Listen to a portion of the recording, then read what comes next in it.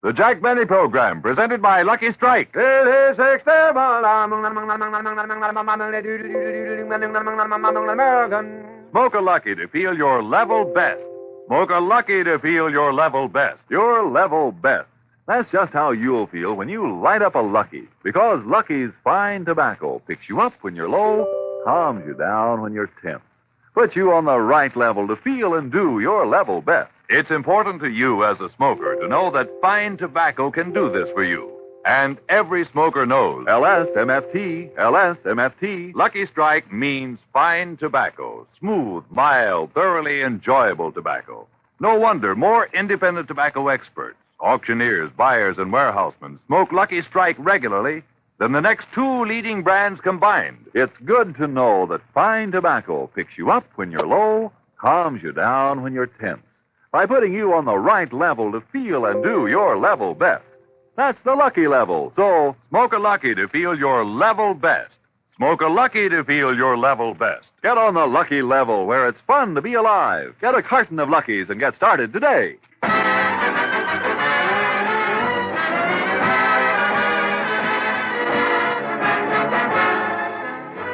The Lucky Strike program starring Jack Benny with Mary Livingston, Phil Harris, Rochester, Dennis Day, and yours truly, Don Wilson.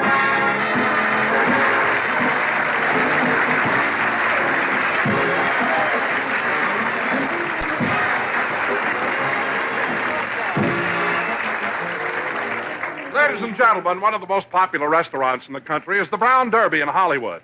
So let's go back to yesterday afternoon and look in as the Brown Derby's head waiters handle the overflow luncheon crowd.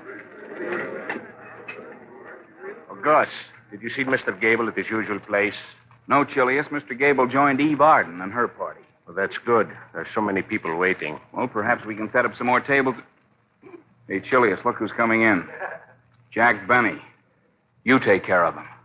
No, Gus. It's your turn this time.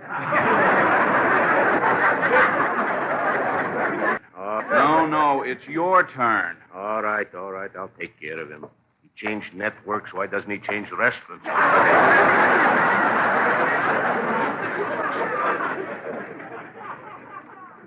Oh, Jack, here comes Chilius. Yeah, he'll get us a table. Well, good afternoon, Mr. Benny. Hello, Chilius. I'd like a table.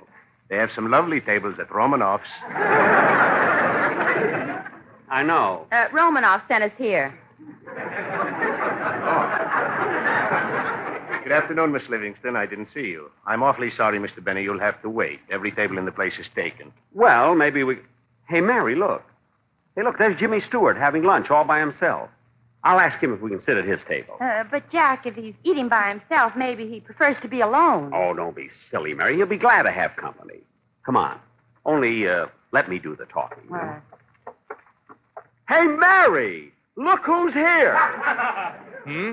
Oh, hello, Jack. Hello, Mary. Well, if it isn't Jimmy Stewart.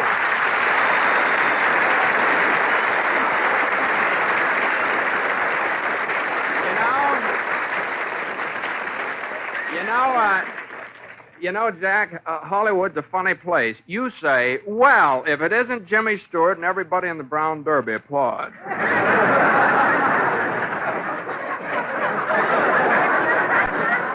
Yes. By the way, Jimmy, we're in a hurry and all the tables are taken. Would you mind if we joined you? How can he say no? You're already eating his rolls. There's enough for both of us. Sure. Come on, just sit down here. Here, I'll make room for you, Mary. Well, thank you. There we are. Now, Jack, I'll move over so you... Oh, just sit still, Jimmy. You needn't move for me. I'll squeeze right in here, and then we can... Whoops. Oh, I'm sorry, Jimmy. I knocked over the pitcher and spilled the water. Oh, that's all right. With this weather, it froze before it hit the floor.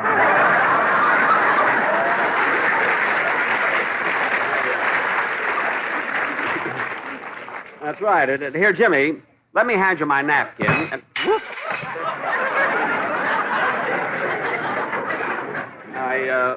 I knocked over the ketchup bottle. Better wipe it off, Jimmy. You look like an ad for Blood on the Moon. Gee, I'm sorry, Jimmy. You know, Jack, I've been sitting here eating for 30 minutes. You've been here 10 seconds, and you've got more on me than I've got in me.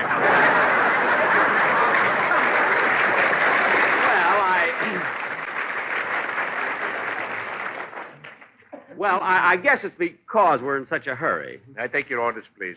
Yes. I'll have a club sandwich and a cup of coffee. Yes, sir. Yours, Miss Livingston? Oh, dear, I don't know what to have. What's that you're eating, Jimmy? Oh, it looks delicious. Oh, this is something my mother always used to make for me. It's my favorite dish. What is it? Matzo ball soup.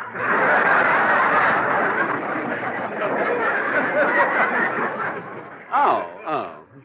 Chilius, I'll have a Caesar salad and a pot of tea. Yes, Miss Livingston. By the way, Jimmy, I saw your latest picture. You Gotta Stay Happy. And you and Joan Fontaine certainly make a wonderful combination. Oh, well, thanks, Mary. You made that picture for Universal, didn't you, Jimmy? Yes. Before that, I made Rope for Warner's, and then I made one over at MGM, 20th Century, and one at 20th Century, and then one for Paramount. Keep a steady... What's the matter? Can't you keep a steady job? Jack. It's just that Jimmy prefers to freelance. Oh. By the way, Jack, what have you been doing lately? Well, I've been rather busy with radio. Radio? Well, aren't you a little late getting into that with television and everything? No, Jimmy. I've been in radio for 17 years. But I haven't made a picture since I was at Warner's. And I left there because there was always a big issue, when it came to casting. Well, I can understand that, Jack. You and Errol Flynn are the same type. Yes, we are. Jack had the same trouble with MGM, but they decided to keep Lassie. Anyway, Jimmy, I'm not appearing in pictures because I'm producing them now. Oh, I didn't know you were producing pictures, Jack. Oh, yes. As a matter of fact, I just finished my first one. It's called The Lucky Stiff, starring Dorothy Lamour, Brian Dunleavy, and Claire Trevor. Soon to be seen at your neighborhood theater. Jack, what are you yelling for? Jimmy, if these people can eat here, they can afford to go and see it, a plug's a plug. Mr. Benny, if you'd like, you can move over to this table here. Chilius, I thought you didn't have any empty tables. We've got a lot of them now.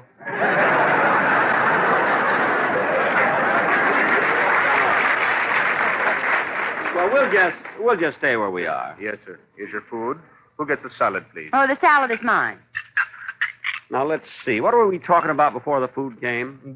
The picture you produced, the Lucky Salad. No, the Lucky Stiff. Oh. Say, Jimmy, I've just been thinking. You're a nice guy, and here you've been having it tough not working steady at 1E1 Studio. So I'm going to do you a big favor and put you in my next picture.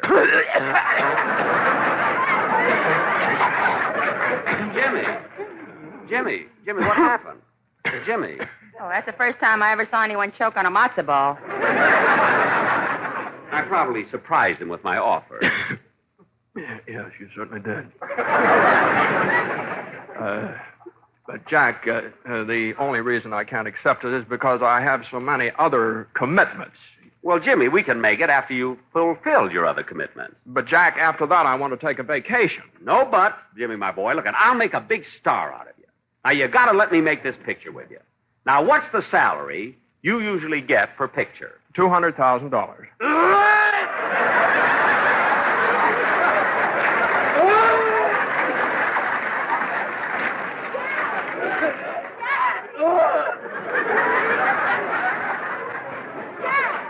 Take some water. The water is on the floor. So are you. Huh? Oh, yes. Jack, you better discuss this with Jimmy some other time. It's getting late and the whole gang will be waiting at the studio for rehearsal. Yeah. I'll get the check. Waiter, our check. Waiter. Jack, just call him. Don't wave your toupee. Jimmy, this isn't a toupee. It's just a small hairpiece. Hairpiece? I'd like to have a fur coat like that. I'd like to have you read your line right. Jack. What? Suppose I run along and start the rehearsal. Well, see you later, Jack. Goodbye, Jimmy. So long, Mary. Say, Jimmy, have you heard the way people are talking about Mary lately? Talking about Mary? Yes, I hate to say this really, but But have you noticed how she always leaves the table just before they bring the check? It's embarrassing, you know. I hate to see it, too, you know. But anyway, Jimmy, getting back to the picture I want you to do for me. Now, I have a story. Excuse me for interrupting, but I happen to have a snapshot of you, Mr. Benny. Would you mind autographing it? Oh, I'd be happy. Say, Jimmy, would you mind lending me your fountain pen? Not at all. Here you are, Jack. Thanks. Now, let's see. With my very best wishes, Jack Benny. Here you are, lady. Thank you very much. It was nice meeting you. Oh, wait a minute, lady. This is Jimmy Stewart. Don't you want his autograph? No, but 30 years ago I would have.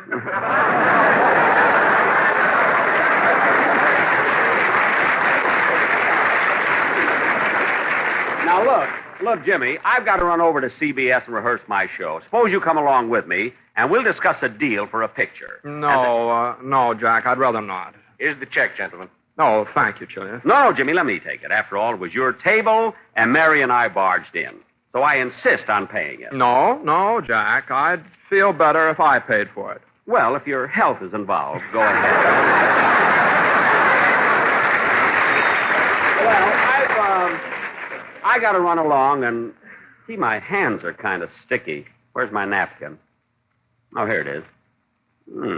I can't pull it up. What's the matter with this napkin? You've got my shirt tail.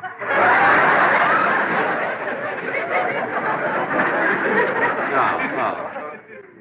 Well, here, I'm through with it. So long, Jimmy. Goodbye, Jack.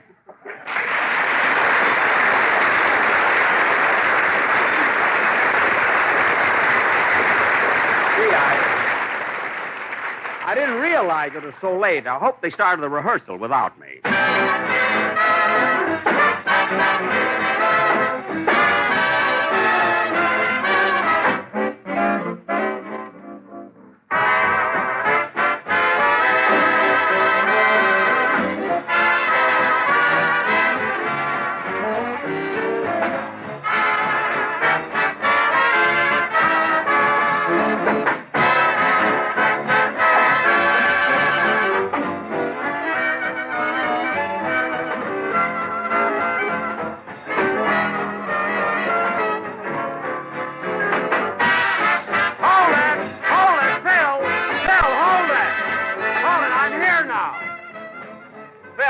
I'm here now. Oh, hiya, Jackson. Hello, Jack. Hello, Mr. Benny. Hello, kid. By the way, Jack, did Jimmy Stewart agree to let you produce his next picture? Well, not yet, Mary, but I'm sure he'll come around to talk to me about it. Now, come on, kids. We've got a rehearsal to do, so let's get started. Mr. Benny, I've read over my part 3 times already. Well, good, Dennis. Nice to know that you're diligent. Diligent? Are we doing a gangster sketch? That's diligent! Well, don't I get nothing for being close? No. And Phil, look at Phil, watch your cue. Now, you come into the sketch on page 21. 21? Yes. That's all your fingers, all your toes, and one more.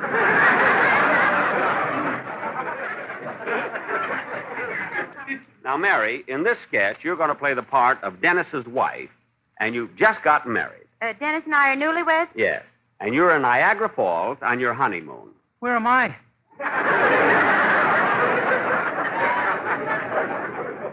What? I don't know about you, kid, but I'm on page 22. That's 21. I got 11 toes.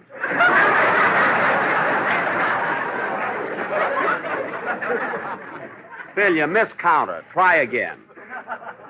Now, Mary, as soon as we try... Jack, what was that? I don't know. Who fired that shot? I did. That reverberation you just heard was the result of a firearm that I discharged to test the acoustical quality of the studio. Acoustical quality?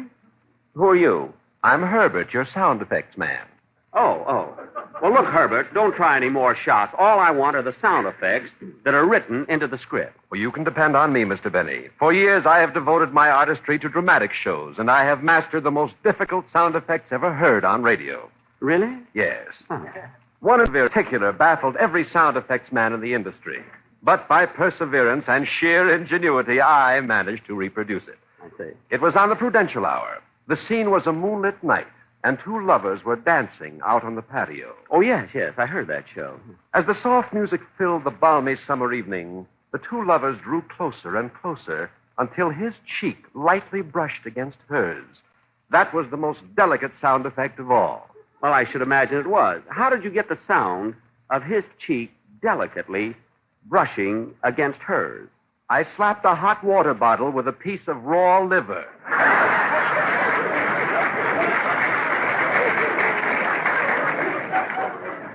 Gosh!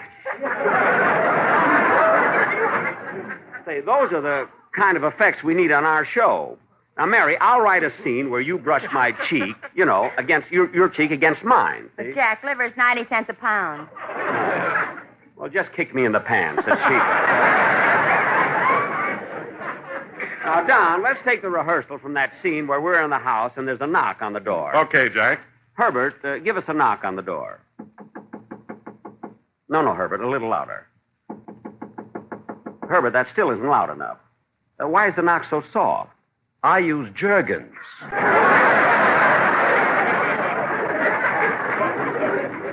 Oh. Well, then maybe we ought to have a doorbell instead of a knock. There, that's more like it. Well, I didn't do that. What? Jack, there's really someone at the door. Huh? Oh, Don, you're near the door. Open it, eh? Say, Jack, it's Jimmy Stewart. You see, Mary, what did I tell you? Came after me already. Come on in, Jimmy. Thanks. What can I do for you? Well, Jack, I hate to break in on your rehearsal like this, but there's something I want to talk to you about. Oh, Jimmy, it's quite all right. We have plenty of time. Not me. I got to go to Niagara Falls to meet Mary. Dennis, be quiet. Now, Jimmy, what is it you wanted to talk to me about? It's about the picture. You see, Mary? Now, Jimmy, we can start production on the picture just as soon as the picture you autographed at the Derby. You kept my fountain pen.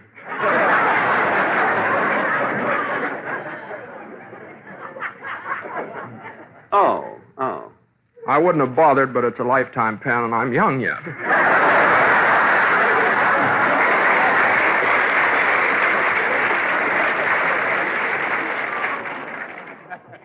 Yes.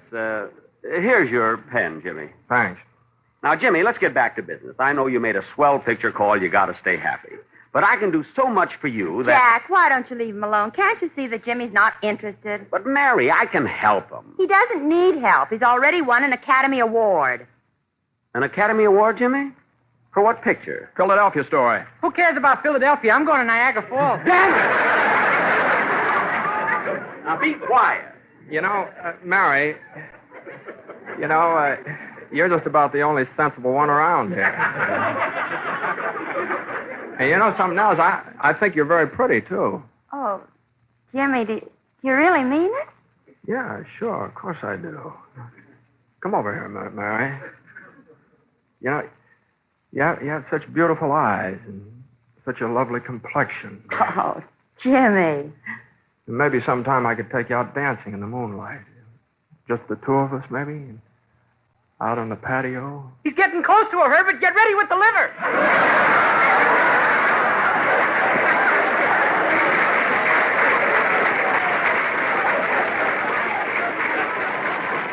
Mr. Day!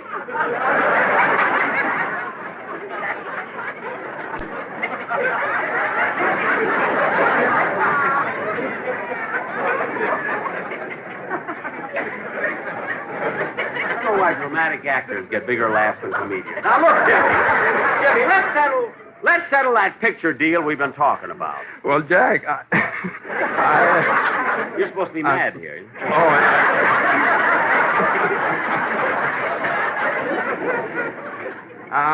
Jack, I just can't make a picture with you this year. Academy Award, he can't read.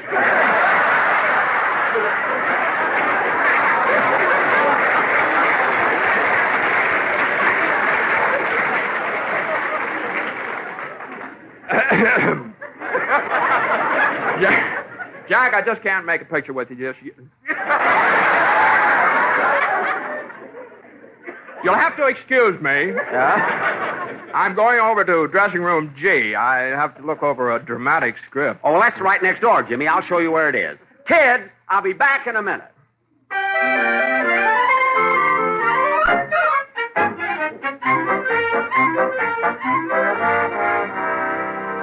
So, Jimmy, as I pointed out to you, it'll be to your advantage to make this picture for me. Jack, now, you've been talking to me for an hour and a half since we came into the dressing room here. Now, will you please just let me lie here and relax? How about it, will you? Okay, Jimmy. See you later. Ya-da-dee-da-dum, da-dee-da-dum, da-dee, da-dee-da-da-dum. He'll be back, da-dee-da-da-dum. Oh, Don, bring the quartet in now. We'll go over the commercial. Well, Jack, we're going to have a little difficulty with the sportsmen this week. They're having trouble with their wives, and they're all upset. What? Yes, Jack, it's terrible. Their wives want to leave them.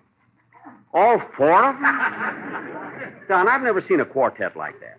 When one has a cold, they all have cold. When one has a headache, they all have headache. Don, I don't care if they're having trouble with their wives or not. We've got to have a commercial. Now, where are they? Well, they're in the dressing room talking to the wives on the phone. Oh, my goodness. Come on, Don. We'll go in and talk to them right now. And I can't imagine four fellas having the same trouble at the same time. Well, here's their dressing room. Let's go in. Look, Jack, they're still on the phone pleading with their wives. Yeah. Say it isn't so. Say it isn't so. Everyone is saying you don't love us. Say it isn't so. Gee, that's awful. I'm sorry, Don. Everywhere we go. Boys. Everyone we know. Fellas, look. Whispers that you're really going to leave us. Say it isn't so. Boys, I'm sorry for you, but I need a commercial. Please don't go away. Fellas, really, I need a commercial. Promise you will stay. Boys, look, a commercial. We will fill the house with Lucky Strikes. You'll get them every day. Thank heaven. Lucky Strike is better than the rest. You feel your level best. Don't leave us, darling. Say it isn't so. Boys, I know you're upset, but look, don't cry. Look, I'll talk to your wives. I'm sure everything will be all right. Fellas, look, right now I need a commercial. Fellas, it'll be all right. Look, I need a commercial, boy. LSMFT means fine tobacco, finest you can grow. That's why we're happy. Baby, please don't go.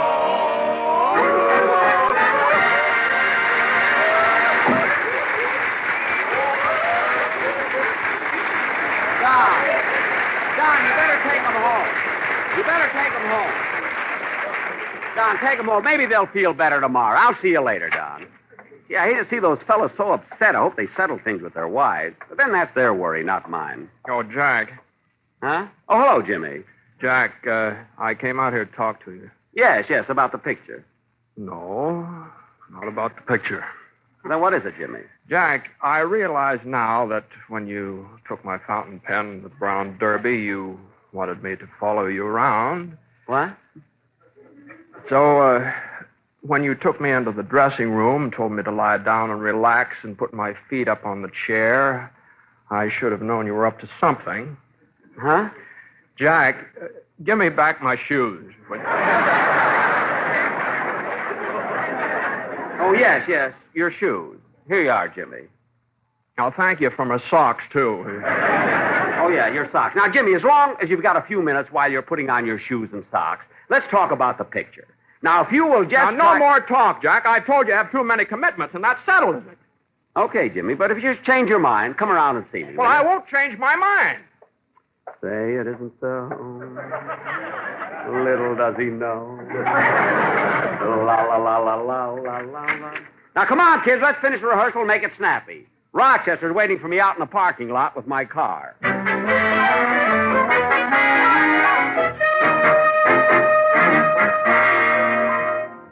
Well, Mr. Benny will be out in about a half hour. I better start warming up the motor.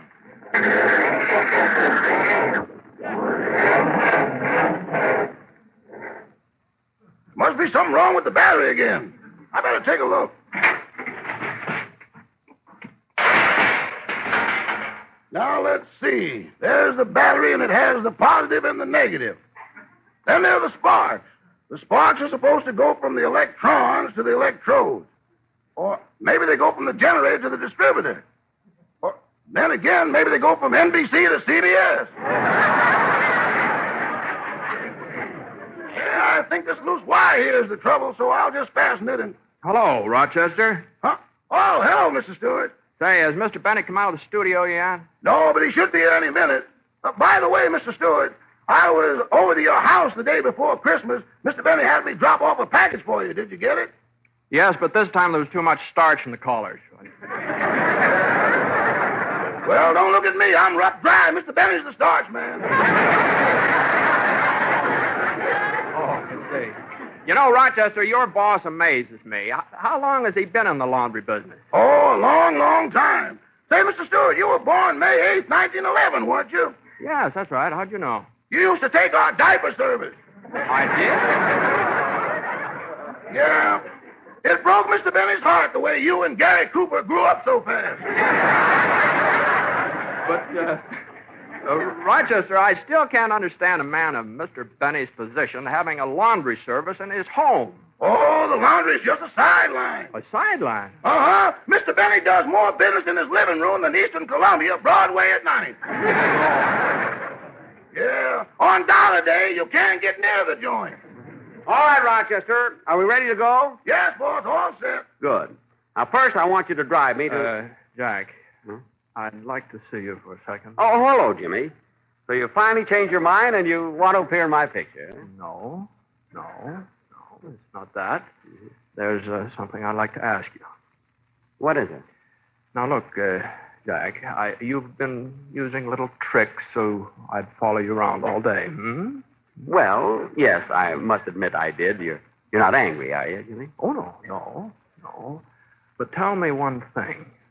What is it, Jimmy? I know how you got my fountain pen. Uh-huh. I can even figure out how you got my shoes and my socks. Yeah. But how in the name of heaven did you get the filling out of my tooth? I'll tell you when we finish the picture. Come on, Rochester, drive us home.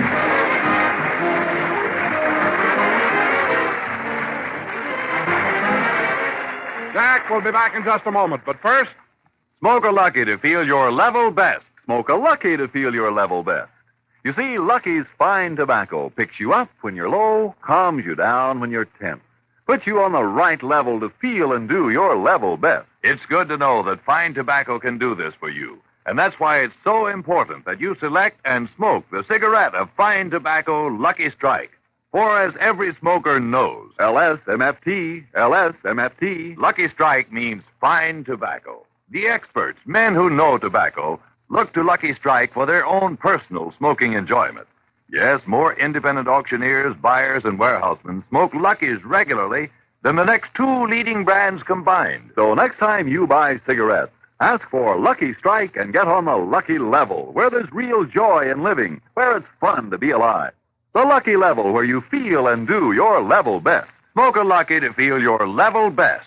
Smoke a Lucky to feel your level best. Get on the lucky level, where it's fun to be alive. Get a carton of Luckies and get started today. Ladies and gentlemen, I want to thank Jimmy Stewart for following me around on my program today. And next Sunday, listen in to CBS lineup. The Prudential Hour, Spike Jones. Jack. Just a minute, Jimmy. Then after Spike Jones comes Jack Benny, that's me, and my guests will be Mr. and Mrs. Ronald Coleman. Jack. Jimmy, just a minute. Then there's Amos and Andy, Sam Spade. Jack, I've got to talk to you. Then there's Life with Luigi, our Miss Brooks, and Helen Hayes. Jack. What is it, Jimmy? I want to go home. Give me my pants. There you are. Good night, folks. And don't forget the new Lucky Strike program, Your Lucky Strike, starring Don Amici, heard every weekday afternoon over most of these stations.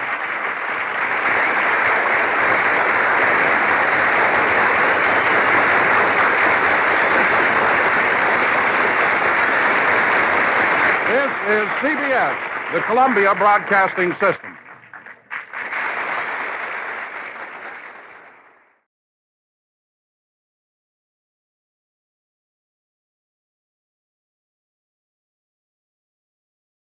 This is ChestertonRadio.com. J-E-L-L-O. The Jell-O program starring Jack Benny with Johnny Green and his orchestra. The orchestra opens the program with Cosi Cosa from the motion picture A Night at the Opera.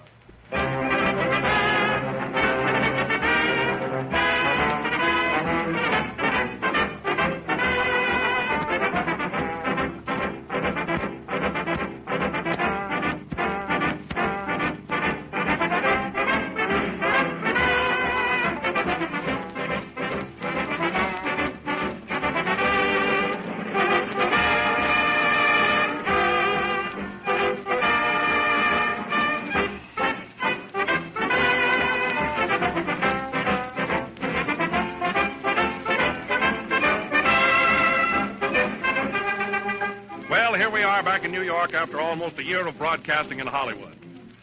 It's quite a change to be back. Everything seems different, that is, everything except Jell-O. And Jell-O is just as popular in the East as it is in the West. It doesn't make any difference where you go, you'll find everybody likes Jell-O. It's lovely to look at with its vivid, glowing colors. And it's grand to eat with its extra rich, real fruit flavor. Flavor so rich, so full-bodied, so thoroughly delicious, eating Jell-O is just like eating the real, ripe fruit itself. You won't find this extra rich fruit flavor in any other gelatin dessert, for only Jell-O knows the secret. So don't accept any substitutes for Jell-O. Whether you're ordering Jell-O at your grocer's or in hotels or restaurants, always insist on the one and only genuine Jell-O.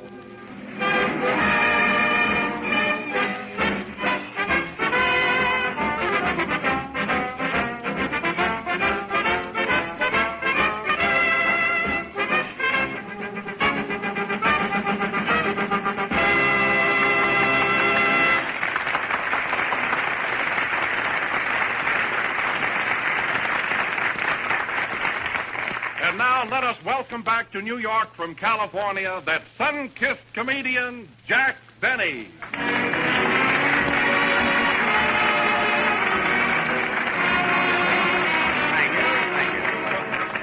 Thank you. Say, Don, is this the room? Yes, Jack, come in. What are you afraid of? Well, I feel kind of funny getting back to such a big studio. Gee, what a crowd of people here. You know? Oh, what's the difference? You're not a stranger. Come on in. Oh, I don't wanna. Come on. I'll give you a dish of raspberry Jell-O. Oh, all right, Don. Yum, yum, yum. Well, here I am, folks. Hello again. Gee, I feel silly. Well, Jack, how does it seem to be back in New York after being in Hollywood for almost a year? Well, Don, to tell you the truth, I feel kind of strange. I mean, here I am with a coat of tan and 2 frozen ears. It's surely cold. Where are you stopping in town, Jack? Same place? No, I have a cozy little room on the east side. It's really quite comfortable. Oh, is it far from here? Oh, about a 30-cent sleigh ride. Why don't you ski over and see me sometime? Huh? I'll do that, Jack. Yeah. New York City, New York City. Gee, you're pretty. It's a pity. You can't be in old Miami, where it's warmer. Gee, I'm witty. Hello, Jack. Hello, Mary.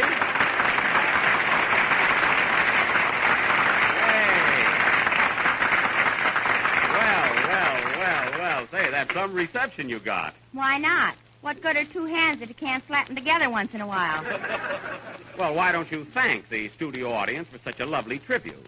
Thank you, ladies and gentlemen. Would anybody like to have my autograph? See how fickle they are, Jack? I guess you're right, Mary, yeah. You bet I am. Is this the place, sir? Yes, sir. Ladies and gentlemen, let us welcome to New York the boy who has never been out of California before, Kenny Baker.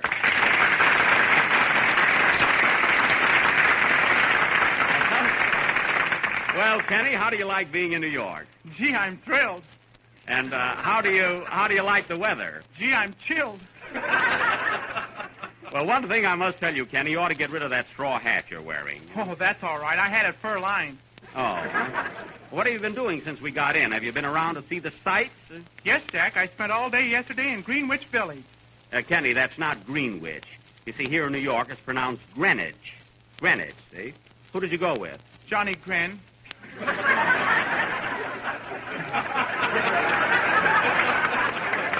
Hey, did you go anyplace else? Yeah. This morning I went over to see the Statue of Liberty, and was I surprised? Surprised? Why? I didn't know it was a woman.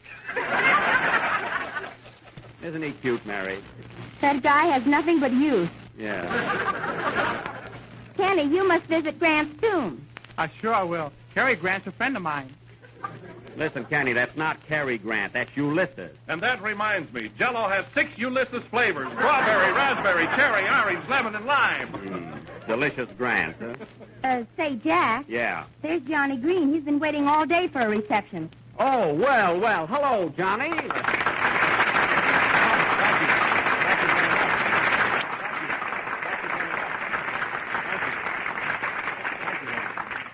Gee, that's some reception you got, Johnny. Yeah, wasn't it swell? Seeing his hometown didn't hurt him any. Well, Johnny, how does it feel to be back home again? Oh, great, Jack. I spent 2 days just visiting relatives. Well, that was nice. Did you see any other sights? Yes, your relatives. Listen, my relatives are in Waukegan. Nah. Wait till you get back to your apartment. Yeah. Well, maybe the folks did drop in to say hello. Say, Johnny, come here a minute, will you? I want to tell you a funny story I heard on the train. It seems that a woman got... Now, folks, this is Don Wilson welcoming himself back from California, so give Jell-O a big hand. It's really a great dessert and has always been kind to your dish. Come on, folks.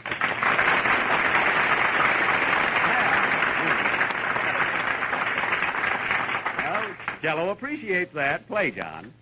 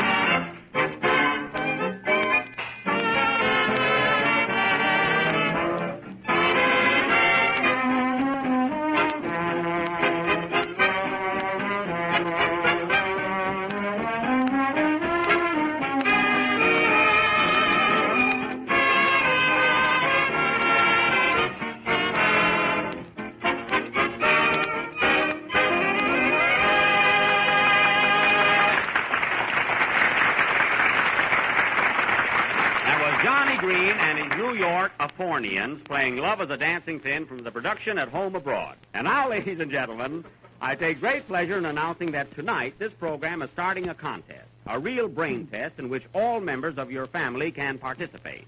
Now, there's nothing required in this contest but a little bit of your time and patience. The winner will receive the sum of, pardon me, Mary, hold this money. Come in. How do you do? Mr. Benny? Yes. On behalf of my friends and myself, I want to take this opportunity to welcome you back to New York City. Well, thanks. Who are you? Just a 6th Avenue bum. Gee, I hope my father wasn't listening. Well, anyway, folks, as I said before, tonight this program is starting a contest, a real battle of wit and intelligence. And the winner of this contest will receive the tidy sum of, Hello? Who? Oh, how are you, Mama? Well. Yes, I got in Thursday morning. It's Mama Jack. Yeah, give her my love, Mary. Oh, we had a wonderful trip, but the train was 4 hours late. Gee, if a woman did that, her husband would kill her. Well, how are you, Ma? That's good. Is Father working? He is? Gee, that's great. Who's he working for?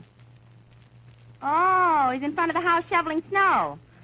Oh, I see. Tell him to try and keep that job, Mary. What's that? Oh, Jack's fine. Yeah, Hollywood has done him a lot of good. He looks better than George Alice. Thanks. How's Otto? He did? Oh, isn't that wonderful? What is it, Mary? Otto went to the Olympic Games in Germany. Yeah, how did he make out? He won the 100-yard dash hunt. Quite a long dog. Well, Ma, we'll see you tomorrow. What's that? What are you laughing at, Mary? Mama said goodbye. It's a fine program. These greetings are murderous. Well, anyway, folks, tonight we are starting a contest. And the chief requirement will be the brain. Now, as I said before, the winner of this contest will receive the neat sum of, come in. Pardon me, Mr. Wilson, or Jello, Jack. Say, who are you? I'm Jack Benny. What do you want? I'm a reporter in the news, the Mirror, the Telegraph. That is the the Times. Oh, from the Tribune, I see. Yeah. Welcome back to How Have You Been? That is, how are you? Glad to say. Where's Mary Livingston? She's here. We just got back from Hollywood. Hollywood? Well. Say, is it true that Wally Beer, Gable, what do you know? Shirley Temple, Gary Cook. I know. Or are you going to say, where's Johnny Green? He's here. They are. Now, take it easy. What do you want to know? When did you first find out, or do you think, or what's your opinion? Who's your favorite? Well, what's new, Mr. Benny? Well, I would say that conditions in Hollywood are... That's enough. It's a scoop. Now, hold still for a moment. Chin up. Now, smile. I got it. Thanks very much.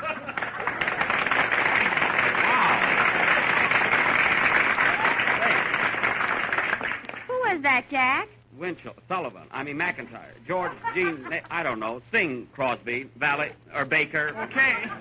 Mary, find me a cheap sanitarium, will you?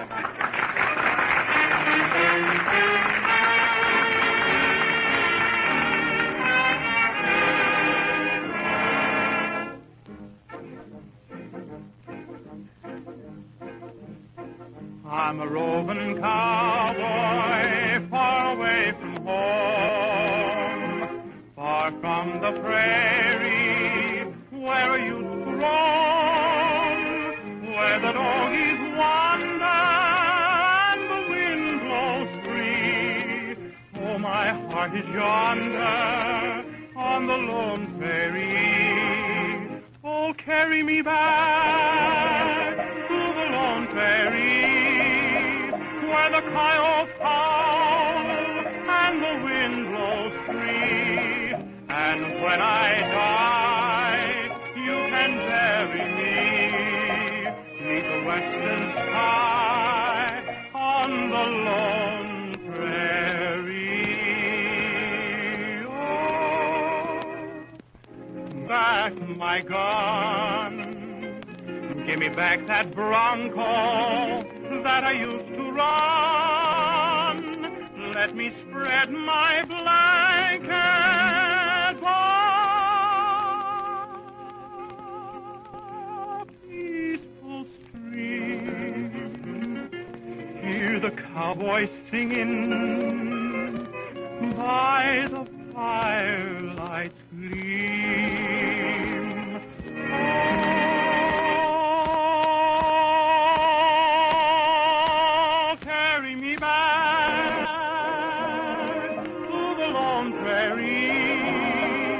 The coyotes howl and the wind blows free. And when I die, you can bury me neath the western sky on the lone prairie.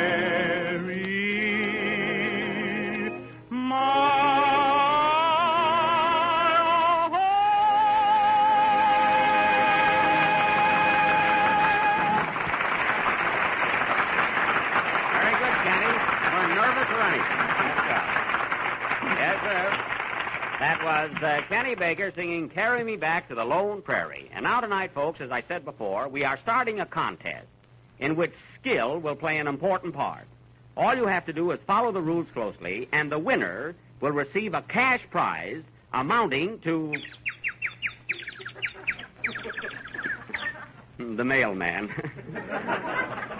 See what it is, Mary. Come in, you little joy spreader. It's a letter for you, Jack. Give it to me. It's from Regina, Saskatchewan, the Canadian Northwest. It says, Dear Jacques Benet, we have been listening to your... I hope they talk like that. We have been listening to your programs every Sunday and have heard enough about Hollywood and its climate. We people up here in the frozen north eat Jell-O, too. Why don't you do a play about our part of the country? Our home is near the Yukon. So give us a play of the Northwest, or you know what Yukon do. He thinks he's funny. Signed, Victoria Vancouver. Must be wealthy people. Do you know anybody up that way, Mary? Just Winnie Peg. Oh, okay. Yes, much, Jack, and I've even named a town after you. It's called Moose Jaw. Please do not ignore this letter. I wish people would give us a little more notice. Say, Mary, we got a play of the Northwest. How about Tobacco Road? No, Mary, the Northwest. Ice, snow, zero. Where can we get a play like that? I can write one, Jack. You can? Well, hurry up. Maybe we can do it. Make it snappy, Mary, will you? There you are, Jack.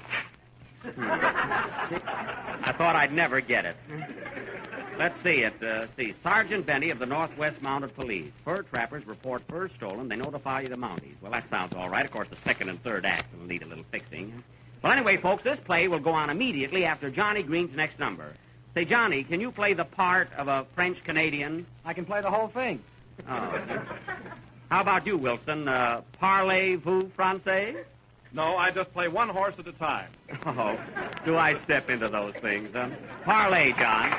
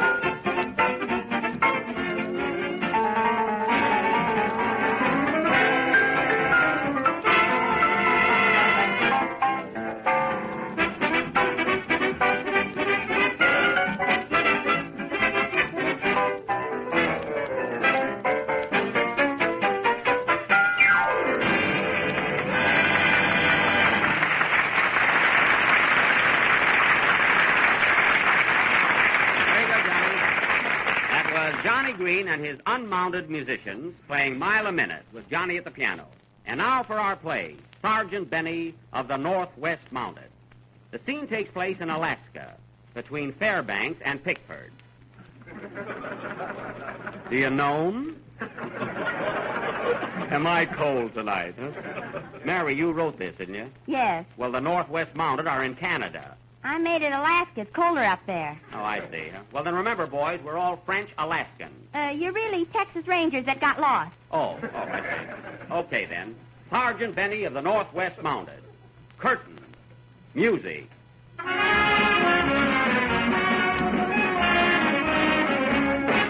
When the moon comes over the mounted of the Northwestern Mounted Police.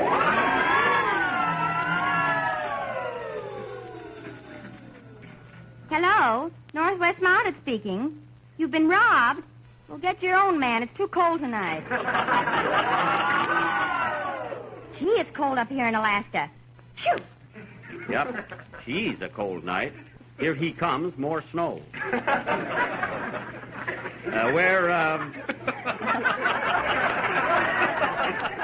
Where is Officer Andre? Andre is in his igloo. Igloo? What is an igloo? A lot of ice without ginger ale. Oh. Well, tell Andre I want for to see him. Andre? The sergeant. She wants for to see you. Abba dabba glow pow. What's that? I'm an Eskimo.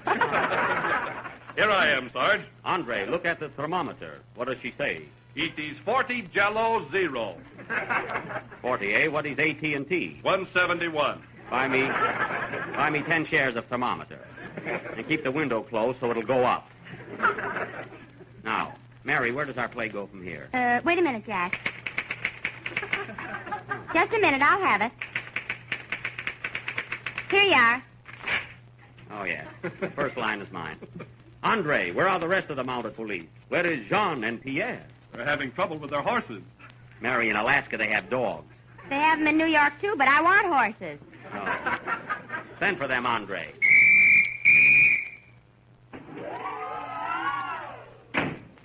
Sergeant, you sent for us and we are here. What do I say? Here's your part, Kenny. Oh, hello, Sarge. I hear you are having trouble with the horses. Oui. We played them to win, and they come in second. I thought that would get a bigger laugh. Yeah, so did I. Now, listen, you are all brave men, but you hang around and do nothing. What do you want that we shall do, Sarge? The book, he show we have been here 12 years. There have been 435 robbery and 12 murder. And not once did you get your man. What do you say to these? Maybe we're not the type. There is something to that. Come in. Electric fans, ice cream cones? No, not today. What was that, Mary? I just put that in as a menace. Oh. Go ahead, Jack. Now, I warn you, men, these cannot go on any longer. You must either get your man or get out. Who is that?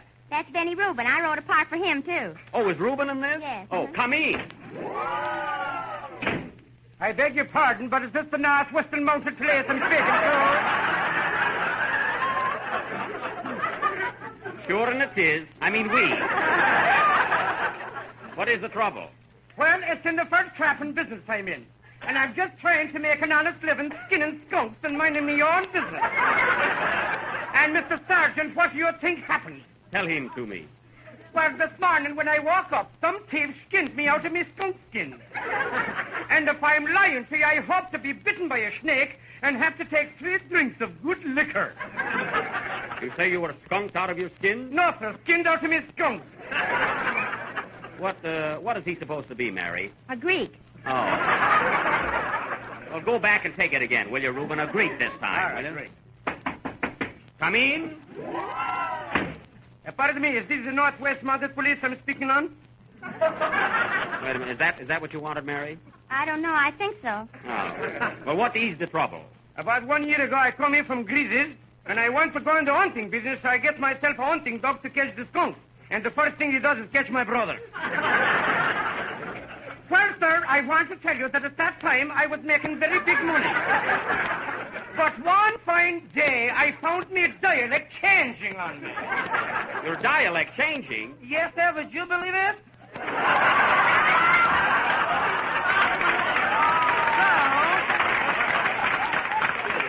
I am selling the lunchroom, and believe it, Ripley or not, I went into the fur business, and here I am a pelt picker, dealing in the skins you love to catch. Say, wait, did you ever meet Schlepperman? Schlepperman, of course. He's my Hollywood representative. Well, anyway, Lieutenant. Sergeant. Thank you. Mine furs was stolen this morning, and a skin cannot walk away without the animal inside. You have just heard what these men said. There is a fur thief in the Northwest. Now do your duty. Keep up the good name of the Northwest Mounted. Go and get your man. But, Sergeant, where can we find these men? I have a clue. Pierre, you go to Manitoba. John, you go to Manhattan. And Andre, you go to Montreal. Right. Get going. Thank you, Sergeant. And say, by the by, in the meantime, If your wife wants a nice piece of 20th century fun, here's my card. Schlepperman and Schnorrer, Skinners and Furriers, where it chips in.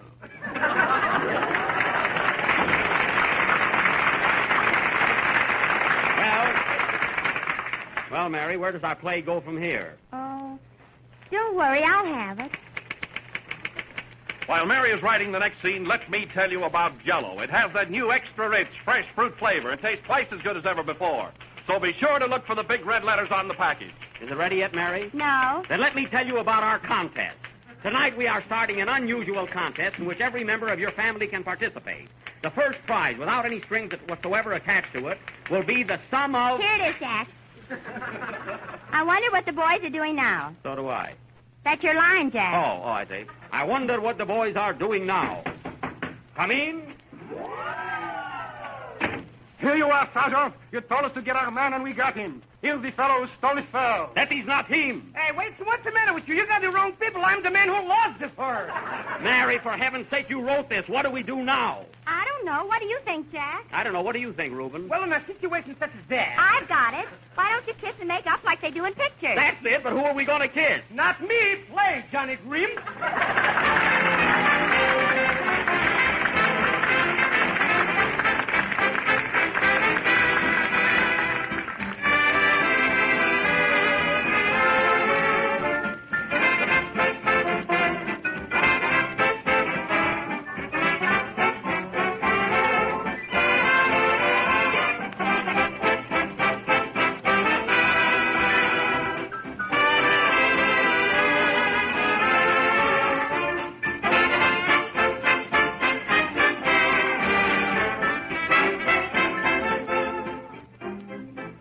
Some folks like jazz music, some like ballads, some prefer grand opera. But here's one symphony everybody will go for, a fruit symphony made with Jell-O. Try it on your family and you'll hear some compliments that will be music to your ears. To make fruit symphony, here's what you do. Dissolve a package of lemon Jell-O in warm water and to chill. When it's thickened a bit, put in 2 cups of diced grapefruit, a half cup each of cut up orange and pineapple.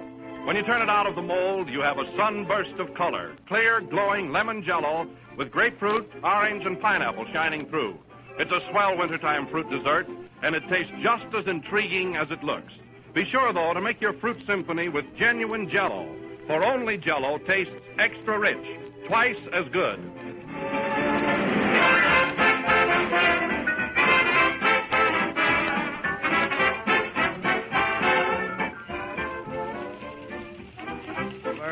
Of the 20th program of the new Jell-O series, and we'll be with you again Pardon me, Jack. Here's a telegram that just came for you. Do you mind if I read it? No, Don, go right ahead. It says, Dear Jack, the Jell-O family of all 6 flavors extends to you their heartiest congratulations on the splendid showing you made in the National Radio Editors Poll conducted annually by the New York World Telegram. Stop.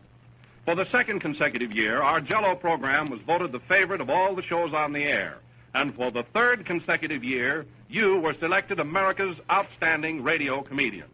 Jell-O shares your justified pride in this fine accomplishment. Signed, Clarence Francis, President General Foods, makers of Jell-O.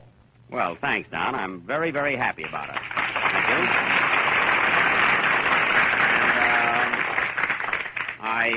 I want to thank my author, Harry W. Kahn, all the members of my cast and everybody associated with the Jell-O program, and, of course, the radio editors for their kind consideration. And I'd like to say that Frank Parker is sitting in our audience tonight, who was a great figure in helping us win the poll last year. I wish we had time to have him come up and say hello, but we haven't. Huh? You forgot to mention me, Jack. I did say members of my cast. Fine name. Mary Cast. Well, good night, folks. What became of my contest?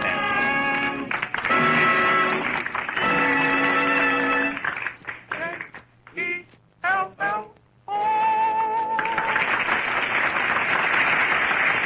selection Love and Bloom is from She Loves Me Not. This is the National Broadcasting Company. This is Chesterton Radio, the true, good, and beautiful at chestertonradio.com. The Jell-O program, starring Jack Benny with Mary Livingston and Phil Harris and his orchestra. The orchestra opens the program with Swing the Jinx Away from the picture Born to Dance.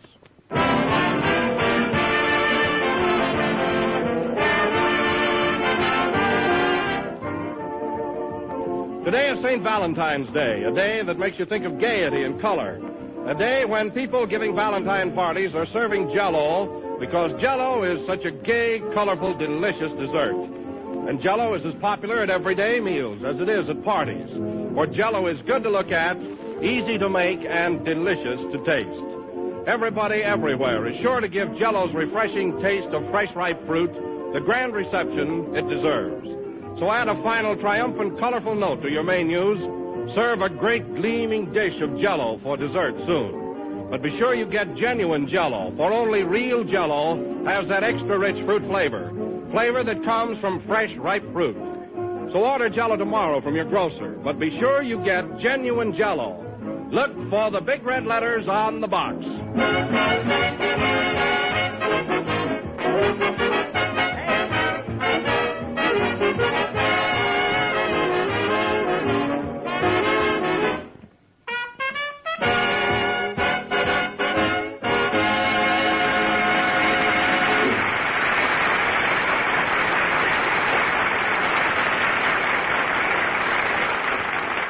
Ladies and gentlemen, on this same Valentine's Day many years ago in the little town of Waukegan, Illinois, there was cause for great rejoicing, for on that day in a certain household, a little bundle of joy made his entrance into the world. So now we bring you Happy Birthday to you, Happy Birthday to you, Happy Birthday, Jack Benny, Happy Birthday to you.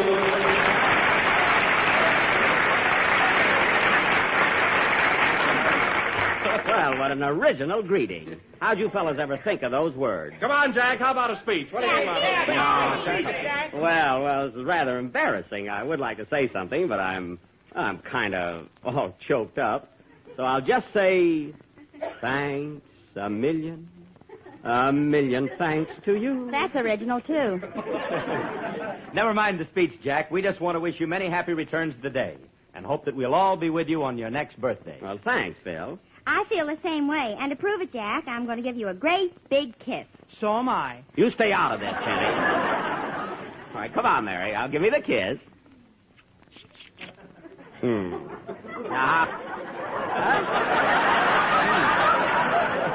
Mary, how was that? Not bad. Pretty good, huh? No, just not bad. Well, after all, Mary, you know, we're in front of an audience. Say, Jack, I was going to bring you a cake, but I didn't know how many candles to put on it. Oh, yes, and by the way, Jack, how old are you? Well, I'm in the neighborhood of 35. I thought you moved from there. Yes, but not far. On a clear day, I can still see 35. Well, birthdays do come along fast, don't they, Jack? Yes, sir. Here today and the Townsend plan tomorrow. Ah, that's life. Come in. Mr. Benny? Oh, you again. What is it this time? May this, your birthday, bring you boundless joy, supreme happiness, and the realization of your fondest dreams. Thanks. Now, please tell me, who are you? Western Union greeting number 87. Goodbye.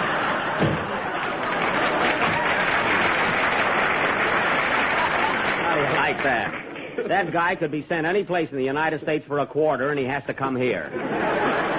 Oh, Jack, to forget the ribbing for a moment, the gang and I got together to buy you a birthday gift, and, well, Yes? Oh, you tell it, Mary. Well, Jack, we got together and we didn't know what to buy you. Oh, you didn't have to bother with anything. So we all chipped in and went to see your picture, College Holiday.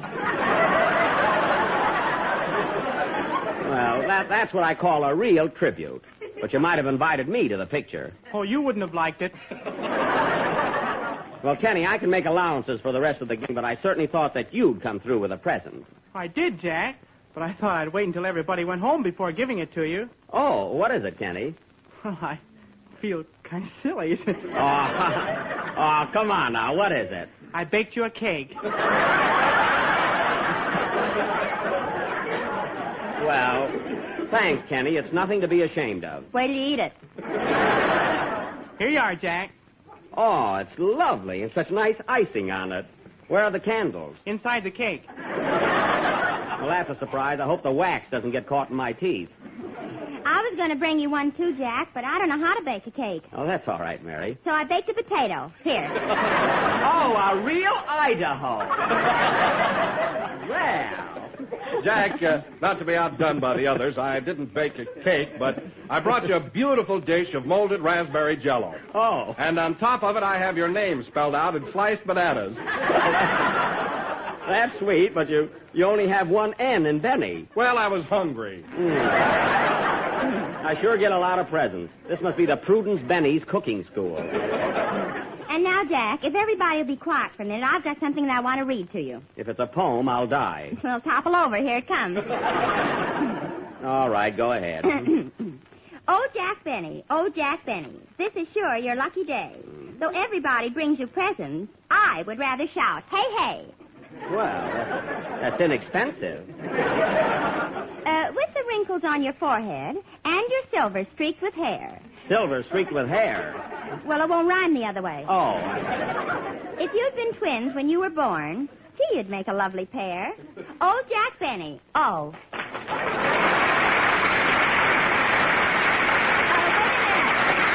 Wait a minute, there's more. Well, the audience knows what they're doing. Oh, Phil, you better go into your number before Mary overrules the audience. Okay. Come in. Postal telegram for Jack Benny. Well, we got both companies in nicely. Right here, Bud. Happy birthday, Mr. Benny. Thank you. Well, get this. Dear Mr. Benny, stop. Very sincere congratulations on your birthday. Stop. You certainly fooled us again. Who's it from, Jack? The Metropolitan Life Insurance Company. Play, Phil. I'll fool them plenty many more again.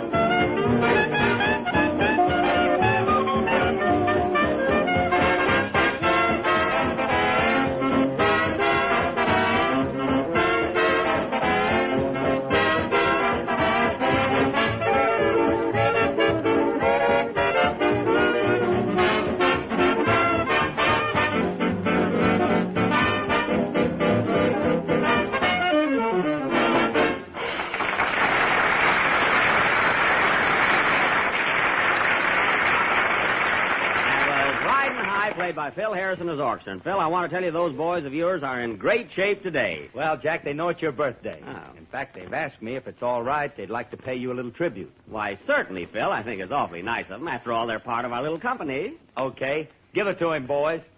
Happy birthday to Jack Benny. Greetings, Jack, from us to you. Well. If you're going to give a party, don't be cheap. Invite us, too. That's cute, Phil. Well, thanks, boys, for that lovely sentiment and hint. Say, Jack. Yeah? What about the bee? Are you going to play it tonight? Well, Phil, I wanted to, but you know my violin was stolen last week. Oh, Mary, did you put that ad in the paper like I told you to? Yes, here's a copy of it. Oh. Lost, strayed, or stolen, Jack Benny's violin. Answers to the name of Stratty and limps on one string. What? White spot on tail, owner heartbroken. Mary, is that an ad for my violin? Yes, and my uncle's dog. It's a fine thing. By the time I get the violin back, it'll have fleas. What's the difference? You'd scratch it anyway. Everybody's a critic here. Who do you think could have taken it, Jack? Oh, I don't know, Don. I don't know. It couldn't have been Heifetz. He has a violin. You didn't hide it yourself, did you, Jack? Don't be so ridiculous. I was only asking. Well, don't ask a smart question. Yeah. I wish I could help you out, Jack, but there are no violins in my orchestra. Well, I'm sorry, too, Phil, because I'm really in rare form tonight, and I know I could do justice to the bees. I know. Come in. Here comes Andy now.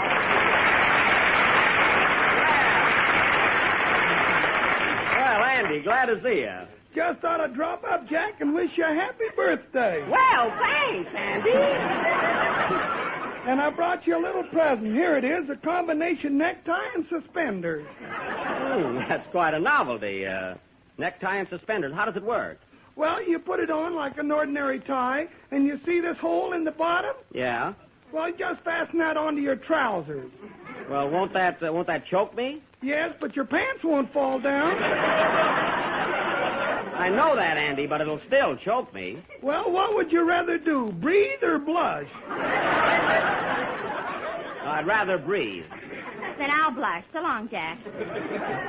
Say, Jack, do you know a good lawyer?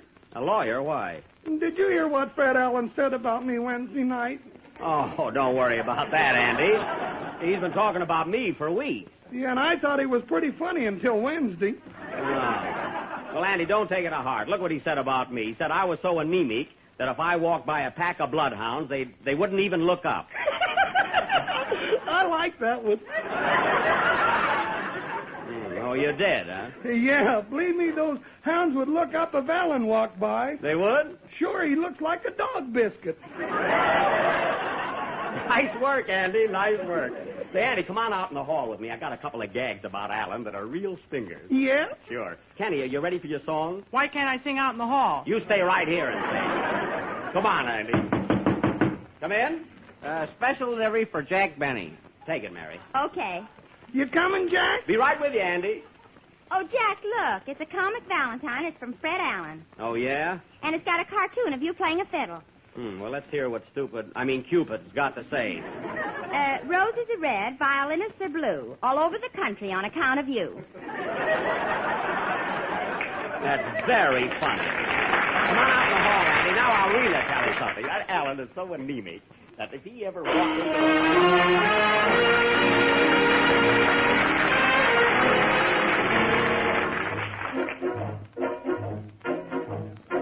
I'm a roving cowboy far away from home, far from my prairie where I used to roam, where the doggies wander and the wind blows free.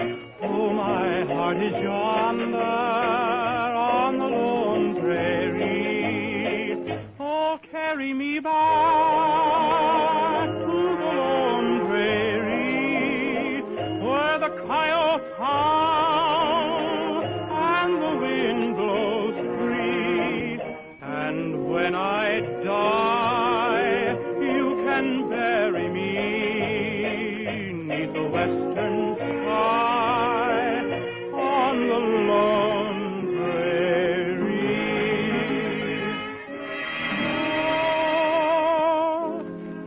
Back my saddle, give me back my gun, give me back that bronco that I used to run. Let me spread my blanket by a peaceful stream. Hear the cowboy singing by the firelight's gleam. Oh, carry me back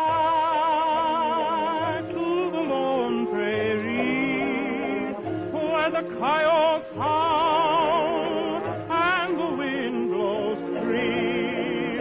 And when I die, you can bury me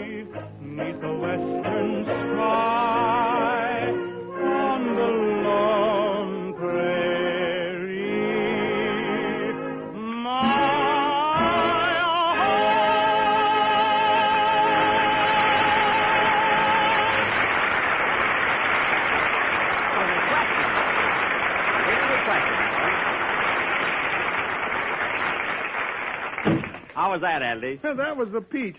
Say, that's funnier than anything he ever said. Yeah, that was Kenny Baker singing Carry Me Back to the Lone Prairie. Oh, Jack. Yeah? A telegram came in for you while Kenny was singing. Give it to me. Oh, it's from my father. Good old Dad. I knew he wouldn't forget my birthday. What does it say, Jack? Says, Dear son, received your old suit with the patch pockets and pants. Please send buttons, Dad. Some sentiment. Well, that's our code, meaning happy birthday. Buttons he wants yet. Come in. Mr. Benny? Yes? I want to take this opportunity. Hey, wait a minute. Look, fellas, look who's here. The old maestro, Ben Burney.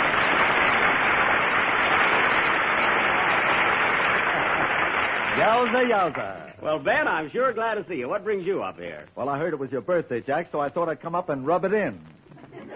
Well, I can depend on that. Yowza. And, Jack, I brought you a little present. Here you are. A box of cigars, and I hope you'll like them. Well, and my favorite brand. Thanks, Ben. You're welcome, my lad. Hey, this box is half empty. What's the idea? It's my favorite brand, too. Yowza. Say, Mary, see that guy's funny. Who is he? I don't know. Some orchestra leader. Mary. Ben, you know Mary, don't you? Oh, sure. Hello, Mary. How are you? Fine, Ben. How are you and all the cads? That's lads, not cads. Don't tell me about those guys. We put that over. Don't mind her, Ben. She's only kidding. Hey, Kenny, this is Ben Burney, the famous orchestra leader. Well, hello, Kenny. Do you need a good tenor? Kenny. Gee, I want to get ahead, too.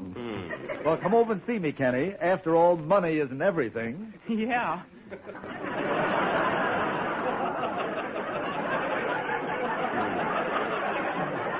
That's fine loyalty, Kenny. Let him go, Jack. I'm available.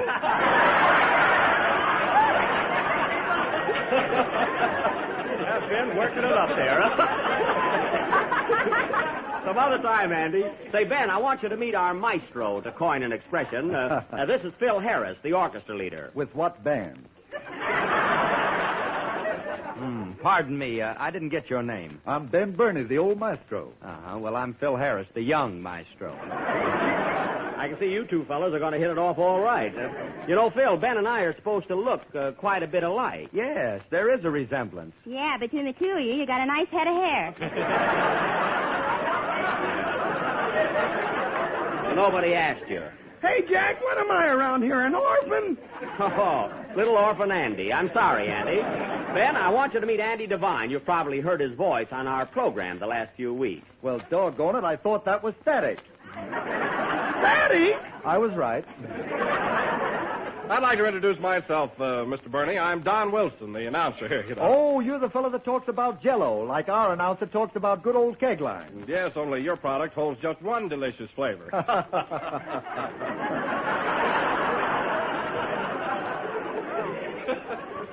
Gee, aren't they subtle? Say, Ben, you and Winchell are making a picture out of 20th Century Fox, aren't you? Yeah, it's called Wake Up and Live. Wake Up and Live. Must be dedicated to Fred Allen. Say, there's a very good friend of mine in that picture, Jack Haley. Who? Haley, Jack Haley. Haley? I can't seem to place him. Well, you probably didn't meet him. He plays the lead. Now, wait a minute, Jack. I saw you in your last picture, College Holiday. So what? You didn't even meet the director. Is that so? I was in a lot of scenes in that picture. Yeah, right behind Burns and Allen. Well. Gee, if they turn the film around, Jack will be right up in front. Kenny, you're a genius. Yeah.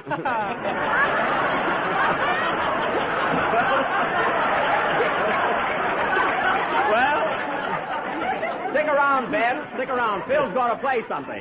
You might as well hear some good music. All right, Jack. It'll seem just like Tuesday night. How about it? Come on, Phil. Show him what you can do. Oh, no. I'm not going to do any of my tricks with Bernie standing here. Don't worry, Phil. I'll stand right in front of him. Play, boy.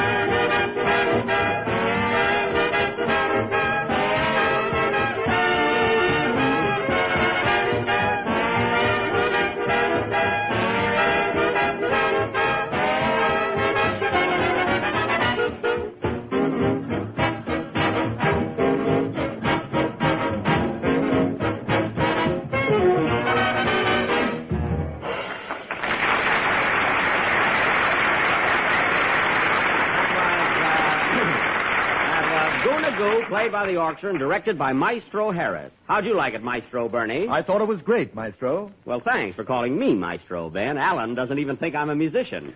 Say, Ben, did you hear what Alan said about me Wednesday night? You? Look what he said about me 2 weeks ago. Yeah, and he keeps saying that I'm anemic. He does, eh? Why, that guy Alan is so anemic that if you hit him in the face, he'd have to owe you a nosebleed. That's good. You didn't muff it tonight. That's good. Say, Ben. Ben, come here a minute. Come here. I want to talk to you. Yeah? You know, just man to man. What's on your mind? mind? He's supposed to be funny. But I can't see that fellow, Alan. Can you? No, I can't. I can't see him either. Mary, what are you laughing at? 3 blind maestros. Well, you earned that laugh. Oh, Jack. Yes, Kenny? Wasn't that cavalcade he did of you and your ancestors a knockout? Well, it didn't impress me that way. And incidentally, folks, tonight, as a special attraction, we have a little surprise for you. After much research, thought, and preparation, we are going to present the highlights in the life of Fred Allen. Curtain. Take it, boys.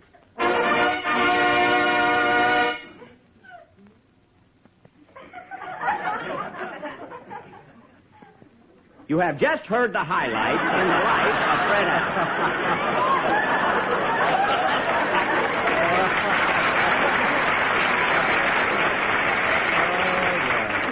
Say, Jack, speaking of silence, when are you going to play the bee? Well, Ben, I did want to play it tonight, but, you know, last week somebody stole my violin. Yeah, I heard about that. And to show you what a pal I am, I brought my violin over, and you're welcome to use it. Well, thanks, Ben, but to do justice to the number, I really should play it on my own violin. You see, mine is a Rembrandt. Rembrandt? Well, Michelangelo whittled out mine. Who was Stradivarius, a plumber? Oh, that's the fella. Say, Jack, my violin is outside in my car, and I'll bring it right in. Better bring Rubinoff in, too. Quiet, Mary. Oh, don't bother, Ben. No, I'll be right back. Oh, he shouldn't run out without a hat at his age. Well, Jack, it looks like we're in for a musical treat tonight. Yes, Don, I guess so, yeah. Well, go to it, old boy, and remember my band's right behind you. Thanks, Phil. You remember those special instructions I gave you? To play loud. Yeah, no. Good luck on the bee, Jack. And remember, it don't mean a thing if it ain't got that sting. It'll be all right, Mary. It's my big moment, thanks to Ben butting in. Say, I wonder what's keeping him anyway. Oh, he'll be back soon. Don't worry about him. You better run out and get him, Kenny. But Kenny's got to sing. I did sing. Oh. I'll get him, Jack. Well, well, Don, you might as well give me that big build-up again. Go ahead, introduce me. Right. Ladies and gentlemen, Mr. Jack Benny will now play Schubert's immortal classic, The Bee.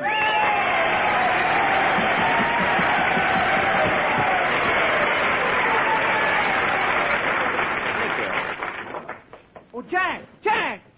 What is it, Kenny? Ben Burney has disappeared. Disappeared? Oh.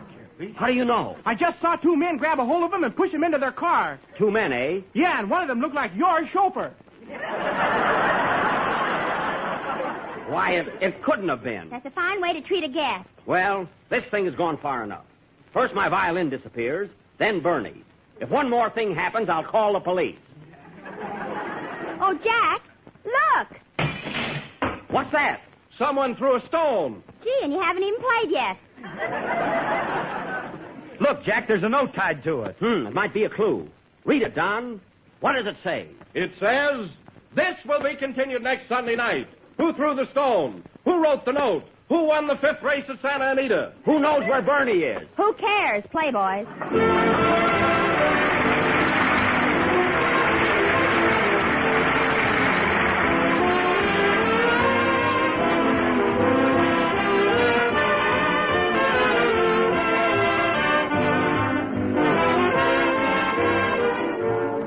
Everybody knows that old saying about the way to a man's heart. And there's no doubt about it, good food surely does make a good impression. So if that certain somebody is coming to your house for dinner soon, here's something that's bound to make a hit with him. It's made with Jell-O, and it's called Midwinter Dessert. And this is how you make it. Dissolve 1 package of cherry Jell-O in 1 pint of hot water. Turn into a shallow pan, Chill until firm and then cut into cubes. After that, arrange grapefruit sections in sherbet glasses and top with cubes of cherry Jell-O, garnishing this grand combination with slices of banana. Wait till you see the reception it gets. It's a dessert that looks like $1 million and tastes more. Better order some Jell-O tomorrow and serve midwinter dessert for dinner. But be sure you get genuine Jell-O, for only Jell-O has that extra rich fruit flavor. Look for the big red letters on the box. They spell Jell-O.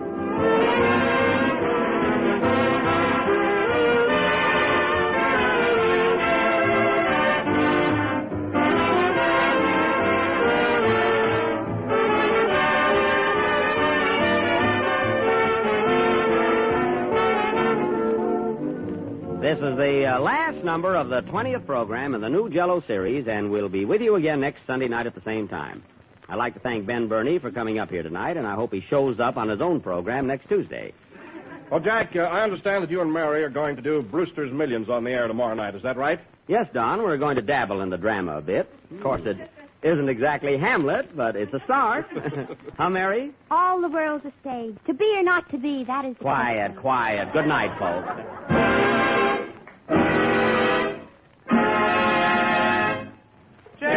Jell.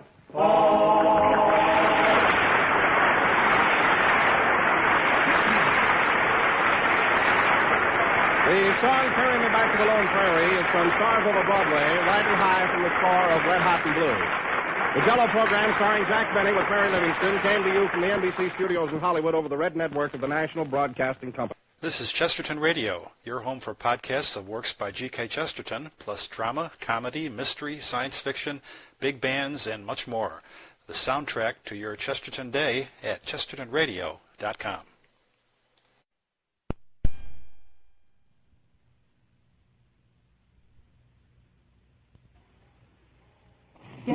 Jell-O.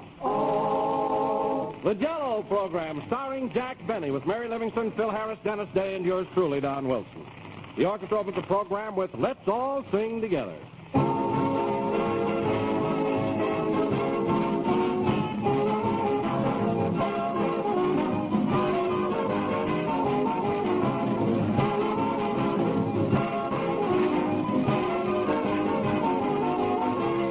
When you were a youngster, did this ever happen to you? The family would sit down to some special dessert, but you weren't allowed to have any. Remember how hurt you felt? Well, that never happens when there's Jell-O for dessert. For Jell-O is marvelously light and wholesome, and the whole family can enjoy it, from Grandpop on down to Junior. And believe me, the whole family does enjoy it. For Jell-O is the perfect ending to any meal. Those 6 delicious flavors are as delightful and refreshing as the juicy ripe fruit itself. And those 6 gay colors, as cheerful as a rainbow, make a radiant success of your dessert course. Make it something truly special every time. So treat the family to some Jell-O tomorrow. If you haven't enjoyed it recently, you'll find it even better than you remember. More delicious and inviting, more downright swell. Try it and see. Look for those big red letters on the box. They spell Jell-O, and Jell-O spells an all-family treat.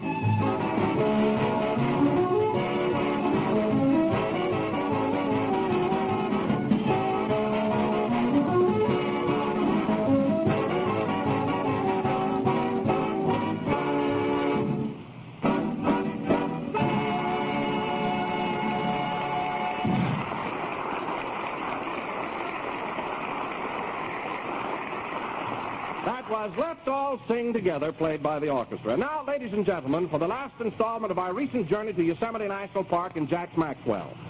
The trip will go down in history with the adventures of Marco Polo, the exploits of Admiral Byrd, the voyage of Christopher Columbus. Don't forget the Rover Boys. Quiet, Mary. As you remember, last week's episode ended with Jack skiing down a steep hill and crashing into the ski house, with the result that he suffered a sprained ligament in his leg and several assorted abrasions. Oh, it's a miracle I'm alive. I must be made of iron. Continue, Don. It is now several days later, and we take you to Jack's room at the Ahwahnee Hotel in Yosemite, where he is convalescing. It's my birthday, too, folks. Jack is propped up in bed, and as the scene opens, we find Rochester reading to him from a magazine.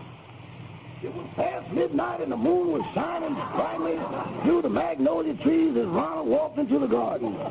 Carlotta heard his footsteps approaching and looked up like a frightened gazelle. That's Gazelle. A frightened gazelle. Don't be alarmed, darling, cried the young American engineer. It is I. I have come back for you. I knew he would. Carlotta's dark Mexican eyes flashed. Her lips quivered. Kiss me, she said. Kiss me. All right, never mind the dialect. Go ahead. The smile on Ronald's face suddenly turned to a sneer. It's no use, Carlotta, he said. I only come back to say goodbye. This is the end. The darn fool. Doesn't he know she loves him? But Ronald, cried Carlotta, you can't go. We're married. And what about the baby? The baby? What baby? That was last month, boss. We missed that. Oh. Well, that changes everything. Go ahead. Ronald turned and started toward the gate. Carlotta clung to him, and the tears came to her eyes. But Ronald laughed bitterly and struck her to the ground. Brute. She quickly arose and ran toward him. His back was turned, so she could not see the long, thin dagger flashing in his hand. A dagger? She crept closer and closer. Ronald's back was still turned. Yes, yes? Please, Ronald, she cried. He did not answer. Oh. So she clutched the dagger and raised it higher and higher and higher. Oh, my goodness, he better run. No hurry. Continued next month.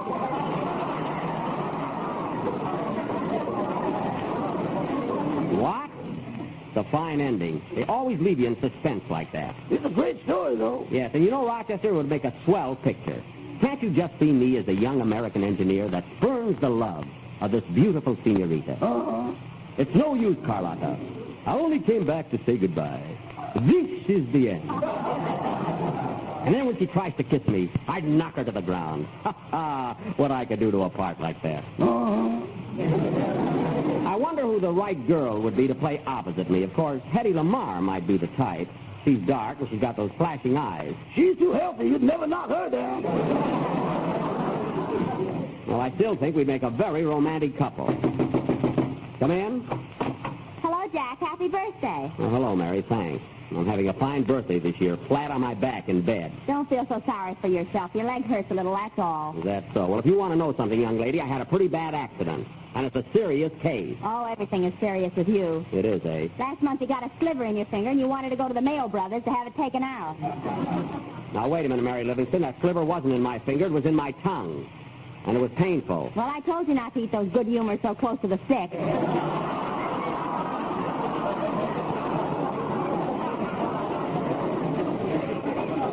Mary, did you come in here to sympathize with me or aggravate me? I came in to bring you a birthday present. Here it is. Ouch, my leg. I got a sore leg. That's why I'm in bed. Didn't have to throw the package. I'm sorry, Jack. I forgot. What's the present? I'll open it later. It's a bottle of rubbing alcohol for your back. Oh. Well, you like it, don't you? Yes, thanks. It's just what I need. Rubbing alcohol, a fine birthday present. Anyway, I'm glad you dropped in, Mary. It gets so monotonous lying here in bed. How about another game of casino, boss?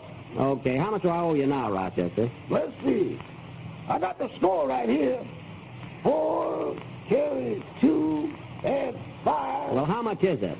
$8,000. Let's see that. That's $80. You're supposed to put a decimal point in there. You put in the money, I'll put in the points. $80, eh? Why, Jack Benny, you mean to say you lost $80 to Rochester playing casino? Not only that, I was teaching him the game. Oh, well, we were only playing for fun. Hey, Roch?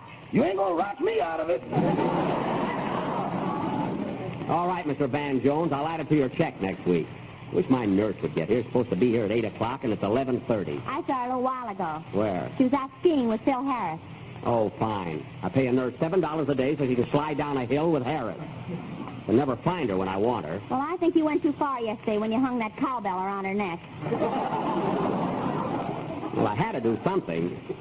See, my leg's throbbing, and I got a fever and everything. Maybe that's her now. Come in.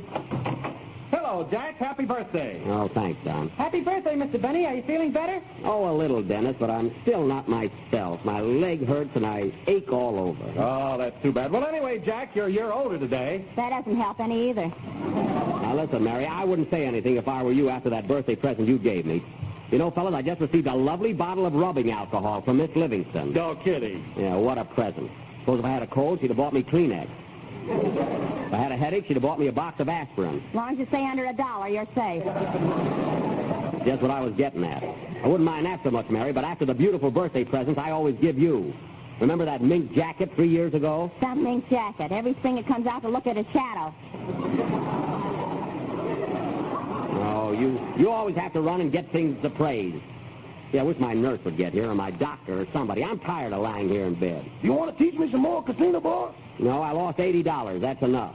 And incidentally, Rochester, inasmuch as I was teaching you the game, I'm charging you $60 per lesson. So I only owe you $20.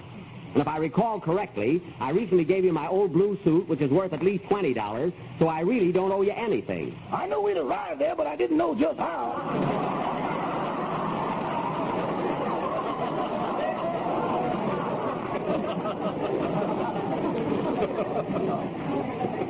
Well, that's how, and the meeting is closed.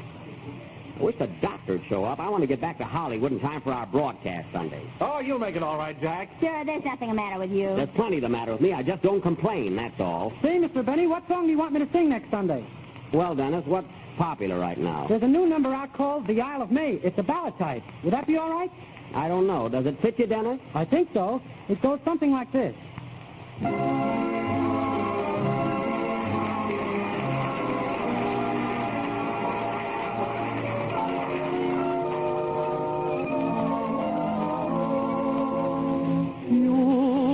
Lovely, I was lonely.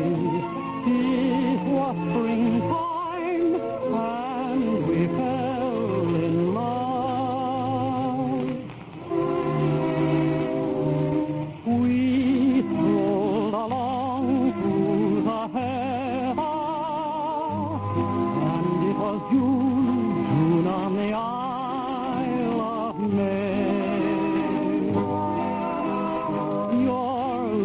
Was sweet as the hair.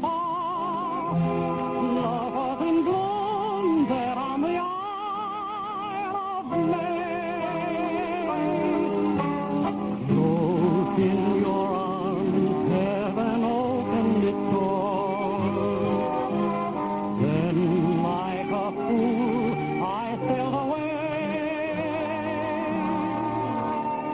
But our love will bring us together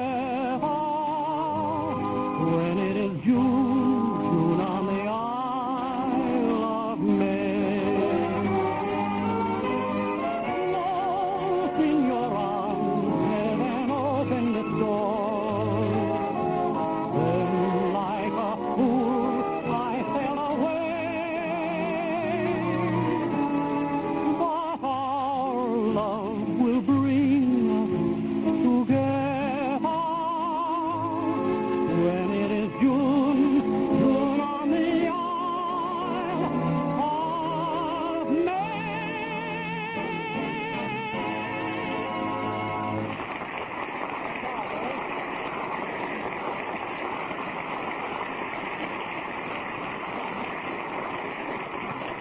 Well, that was swell, Dennis. That song's going to be all right for the program. I think I ought to brush up on it, though. Maybe so. Oh, Jack, speaking of Sunday's show, I have a problem that's been bothering me. You have, Don? Yes, it's been on my mind all day, and I just can't seem to arrive at a definite solution. My goodness, what is it? Well, on next Sunday's show, I don't know whether to say, go to your neighborhood grocer and ask him for a package of Jell-O, or run to your neighborhood grocer and ask him for a package of Jell-O. Oh, well, that is a problem there. I like go. I like run. Yes, either one is good, Don. No, Jack, no, I don't think they convey the idea of enough speed. Oh, well, how about hasten, Don? Listen to this. Hasten to your neighborhood grocer and ask him for a package of Jell-O. How's that for the customers? Well, I don't know. How about shooting him out of a cannon? Out of a cannon? That's it. Shoot yourself out of a cannon to your neighborhood grocer and ask him for a package of Jell-O. Thanks, Mary. That's terrific. You're welcome. See you later, Jack. Oh, God. Wow, cannon.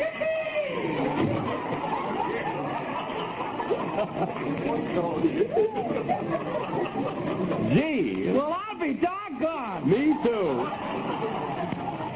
Well, if my nurse doesn't get here pretty soon, I'll say, Rochester, give me a spoonful of that iron tonic. Oh, was there iron in that, boy?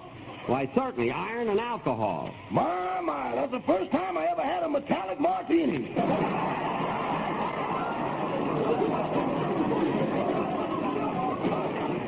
You lay off my medicine.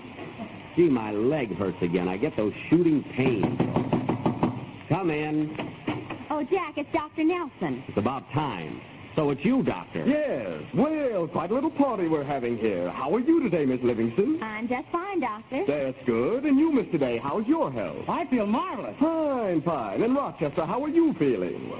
Okay, Doc, I'm okay. Good. Well, I'll be running along now. Goodbye.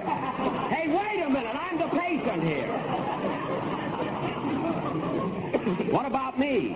Oh, yes, Mr. Benny. Yes, yes. How is your arm today? Still bothering you? It's my leg, my left leg. My arms are all right. I just lost $80 playing cards with them. Oh, certainly it's your leg. You fell off a horse. A horse? Look, Doc, I never fell off a horse on my leg in my life.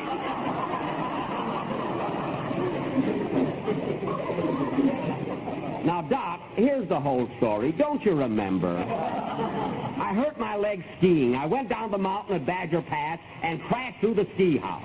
Then we phoned for you and you came to examine me, remember? Oh, yes, and I'll never forget how you called me Daddy. Well, I was delirious, that's why.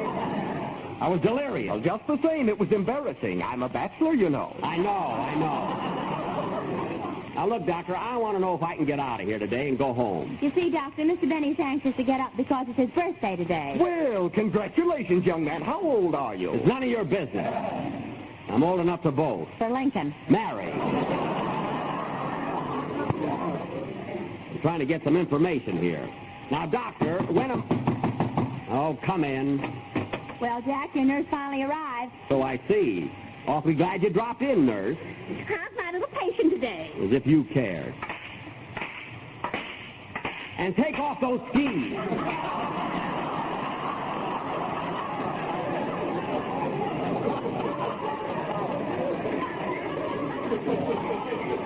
My goodness. Well, I'm only going to be here for a minute. Did you hear that, Doctor?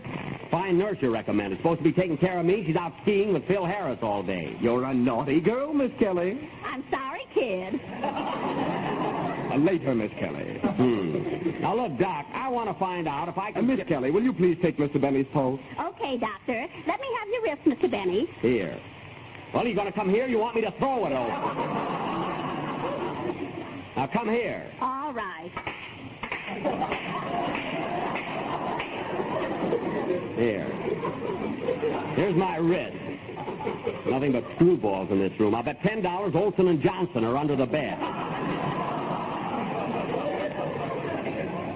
Well, Miss Kelly, what about it? Oh, Doctor, Mr. Benny has no pulse. I can't feel a thing. Of course not. You're wearing mittens. No pulse. Why, the blood just leaps through my veins. It can't be that happy. That's all. Now, Doctor, for the last time, I want to find out if I can get... Oh, for heaven's sake, come in. Hiya, Jackson. How's your leg? You're certainly worried about that, Phil Harris. Hello, Phil. Oh, there you are, Miss Kelly. Hiding from me, huh? Hiding from you? She works here.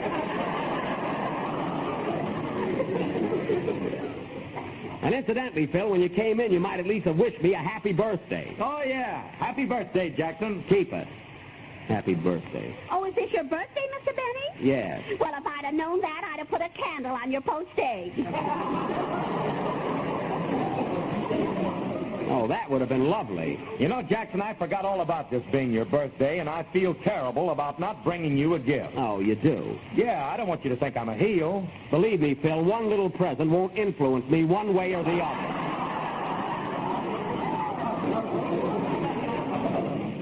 So don't worry about it. Well, I think I'll be running along now, Mr. Benny. Now, wait a minute, Doctor. You haven't told me if I can leave here today and go home. Oh, my goodness. You could have gone home 4 days ago.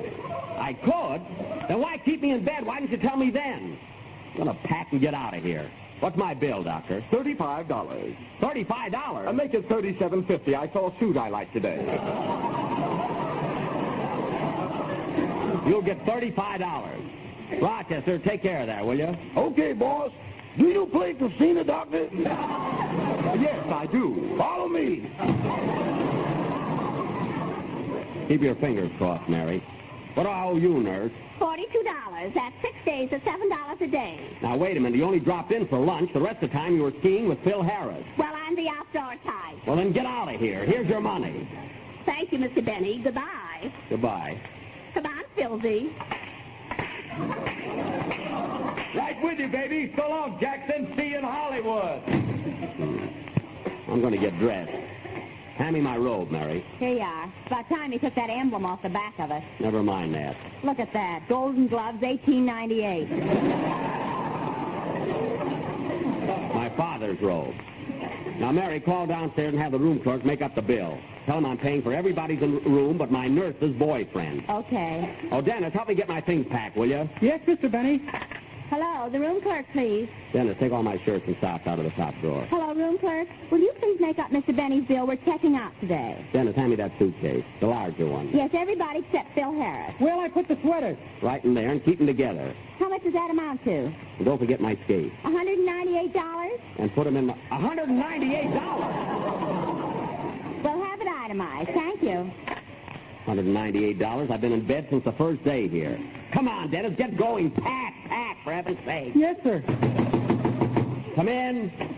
Telegram for Jack Benny. Take it, Mary. Okay. Where do you want these pieces of skis put, Mr. Benny? Throw them in the fireplace. Who's the wire from, Mary? Fred Allen. Fred Allen? What does he say?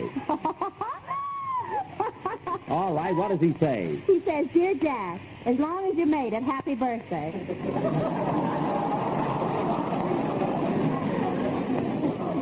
Well, you can throw that in the fireplace, too. Dennis, not my underwear. I meant the telegram. Give me the poker, quick. Give me the poker. Oh, what a kid.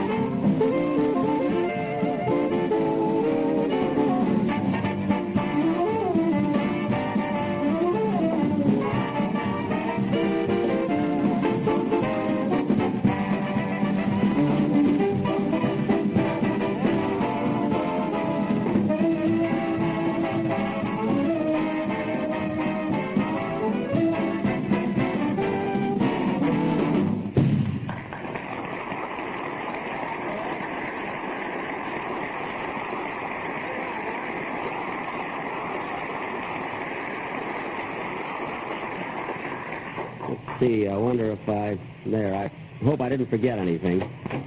That was quick, Mary. You all packed? Yeah, how did your leg feel? Well, I can't put much weight on it yet, but it's all right. Rochester, did you get all the stuff out of the bathroom? My razor and everything? Yeah. Say, boss, do you want that old tube of shaving cream, too? Of course I want it. There isn't enough there to shave the fuzz off a peach. I have a very light beard, so get it. Now, let's see. The bellboy took the other 4 grips. Rochester, grab those 2. Mary, help me with this big one, will you? Okay. Oh, now what? Come in. Well, how's my little patient today? You were here already, Doctor. Oh, that's right. Goodbye.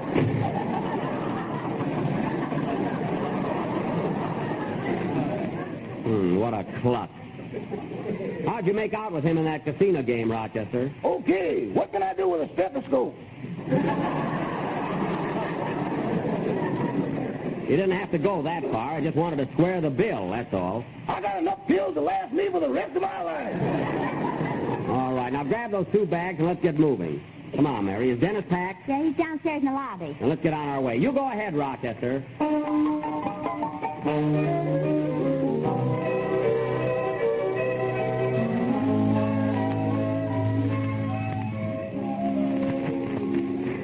Come on, Mary. We'll stop at the cashier's desk and take care of the bill. Oh, Don! Jones? Yes, Jack? Help everybody get their things in the car so we can get started. Okay, and by the way, Jack, I think that cannon idea is going to work out all right. What cannon idea? Well, you know, shoot yourself out of a cannon to your neighborhood. Oh, yes.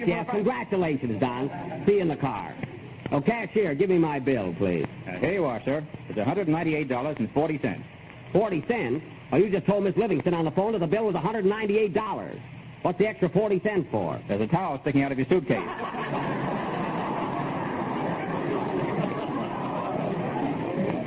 I brought that with me. It's mine. Certainly. It says Bluebell Auto Court on it. Of course. I'll make out a check, young man, for $198. Now, let's see. The Ahwahnee Hotel. How do you spell Ahwahnee? Ahwahnee? Hey, Eddie, how do you spell Ahwahnee? Ahwahnee? Hey, Bill, how do you spell Ahwahnee? Ahwahnee? Hey, Sam! Never mind. I'll just take it off the cash. That's good enough. You know, Ahwahnee is an Indian word. Yes, I heard all about it. In fact, I'm an Indian myself. I know. I can see where you were scalped.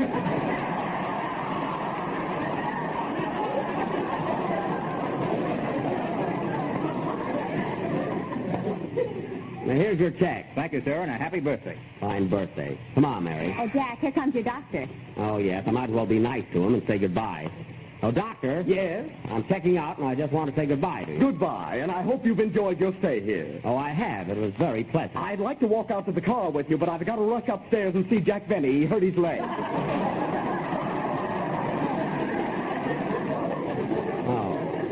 Well, listen, Doctor, if you knock on Mr. Benny's door and he says, come in, drop the conversation. Goodbye. Goodbye. Come on, Jack, we're waiting for you. Yeah, hurry up, Mr. Benny. I'm coming. Be right with you. Oh, Mr. Benny. Yes? Your water on the telephone. You can take it right here. Thank you. Who would be calling me here? Hello? Hello, is this Jack Benny? Yes. This is Western Union. We have a singing telegram for you from your father in Miami Beach. It's a birthday greeting. Oh, a singing telegram from Dad, eh? Well, that's cute. Go ahead. Happy birthday to you. Happy birthday to you. Happy birthday, Jack Benny. Oh, oh, oh, oh, oh, oh.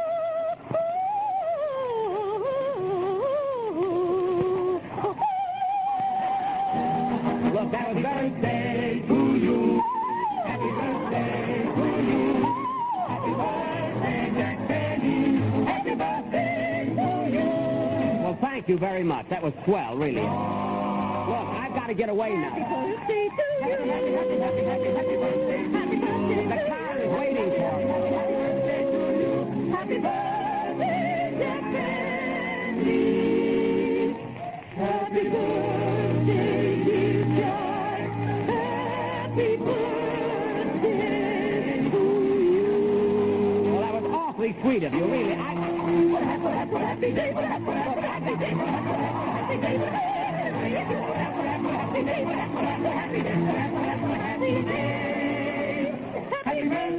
Benny. Well, thank you very much. You're welcome, yes, you're welcome everywhere.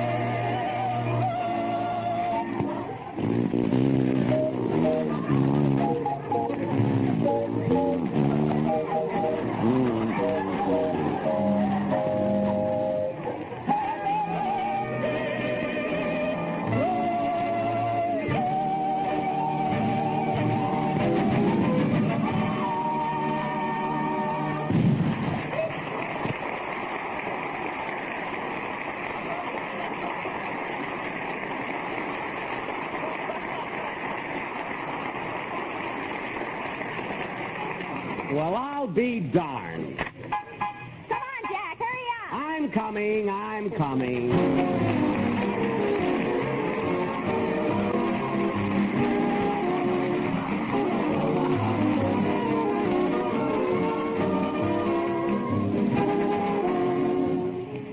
Yes, sir, ladies and gentlemen, 3 weeks ago, when we told you about Jell-O Orange Vanilla Whip, we really started something. Letters have been coming in every day telling us how much folks have enjoyed this new Jell-O dessert. In fact, it's proved such a big hit that we've decided to give you this swell, easy recipe again for those of you who may have missed it the first time. Here's how it goes. Take 1 package each of orange Jell-O and Jell-O vanilla pudding and make them up as you usually do. Then chill the orange Jell-O and whip it as directed on the box.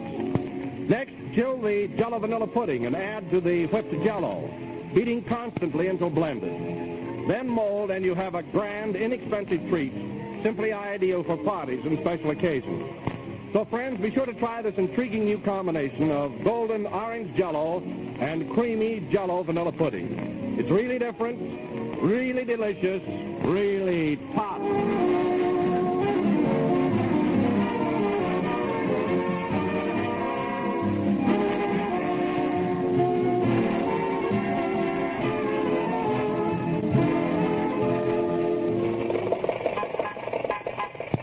Well, folks, we're on our way home now. This is the last number of the 21st program in the current Jell-O series. And we will be with you again next Sunday night at the same time from Hollywood, California. You know, Mary, it was thrilling being up in Yosemite, wasn't it? Yeah, it was swell. What are you laughing at? I'll never forget the expression on your face when you crashed through the ski house. Boy, that was fun. Quiet, Dennis.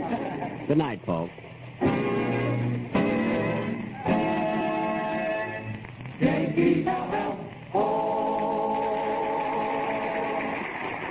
And here's more fun and enjoyment for you. Tune in every Tuesday night for another swell half hour of Jell-O entertainment. The famous Jell-O Ulrich family. See your local paper for time and station. This is the National Broadcasting Company.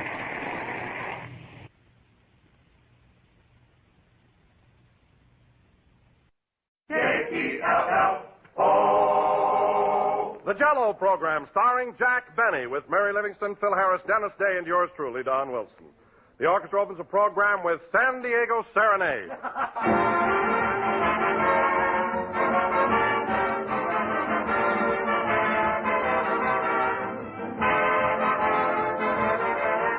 One of the most significant things about Jell-O, ladies and gentlemen, is the fact that not only do many, many people serve Jell-O, but they serve it often.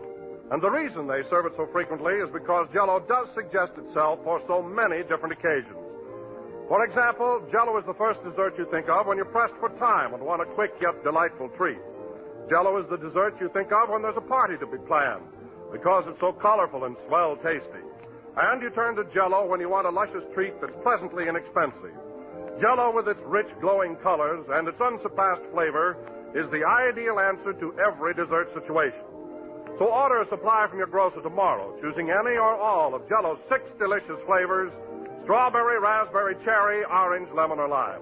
And by the way, strawberry, raspberry, and cherry Jell-O now have a new, improved flavor, obtained by using a natural flavor base artificially enhanced. And the result is a distinctive goodness that you definitely do not want to miss. Try a glistening mold of rich, tempting Jell-O tomorrow.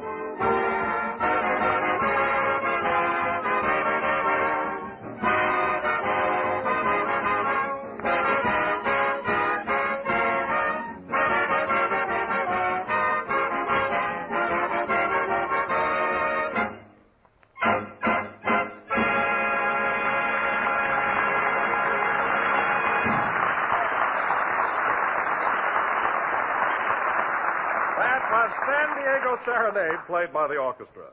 And now, ladies and gentlemen, last Friday the 14th, which was Valentine's Day, was also the birthday of our master of ceremonies, Jack Benny, who was exactly... Yes, sir. ...years of age. So tonight we would like to reenact the events which occurred at Jack's house Friday evening. It was about 7 p.m., and a little group consisting of Jack, Mr. Billingsley, the boarder, and Mary, who had been dropped by to go to a movie, were seated around the dinner table. Let us eavesdrop, shall we? Oh, boy, there's nothing like eating at home, I always say. Mary, pass some of those extra fancy, solid pack stewed tomatoes. Will you? Oh, stop building them up. Well, they're delicious. Take some more. I'm tired of tomatoes. Where's the meat? It's coming. Rochester, I'm taking Miss Livingston to a movie. So will you please hurry with that extra choice, Eastern cut, prime ribs of beef? You mean that dinky little pot roast? Never mind, bring it in. It's a pretty tough meat. It's a pretty tough piece of meat, boss. I don't know if it's done yet. Well, stick a fork in it. I did, and I can't get it out. Well, bring it in anyway. Okay. Say, Mary, aren't these nice dishes? Lovely pattern, isn't it? Yeah. Is this a set you won at the Beverly Theater? All but the soup tureen. I got that at the Oriental. Gee, these tomatoes are good. They're not seasoned enough. Pass me that salt shaker you won at Ocean Park. Here you are. And that wise guy said I couldn't break those balloons.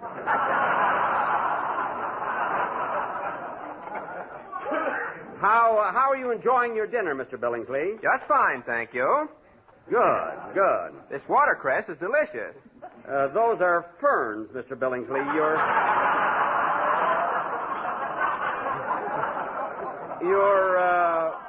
You're eating the centerpiece there. Say, Jack. What? Why is Mr. Billingsley wearing that fife and drum around his neck?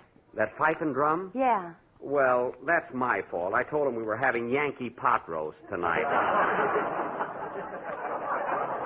Oh, by the way, Mr. Billingsley, Miss Livingston and I are going to see a movie after dinner. Would you care to join us? No, thank you. I'm going to stay home tonight and get stiff.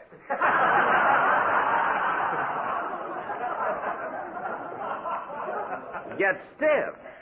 I thought you didn't drink anymore. I don't. I'm going to sit in the icebox. Oh, I see. Here you are, folks. Make way for the pot roast. That smells good. Did you get the fork out of it, Rochester? Only the handle. You mean the prongs are still in the meat? Don't worry, boss. I put a Band-Aid there so you won't bite into them. That's very thoughtful of you. What do you want, Mary, a rare piece or an outside cut? Give me the Band-Aid. That looks tender. You watch out or you won't get any. Rochester, hand me the pot roast. Here you are. You think that's... Whoa! Whoa, my finger! The plate's kind of hot, boss. It's a fine time to tell me. Never saw such a careless... Now, where the heck is the pot roast? There it is, up on the chandelier. On the chandelier? Well, I'll be darned. It's dripping on my drum.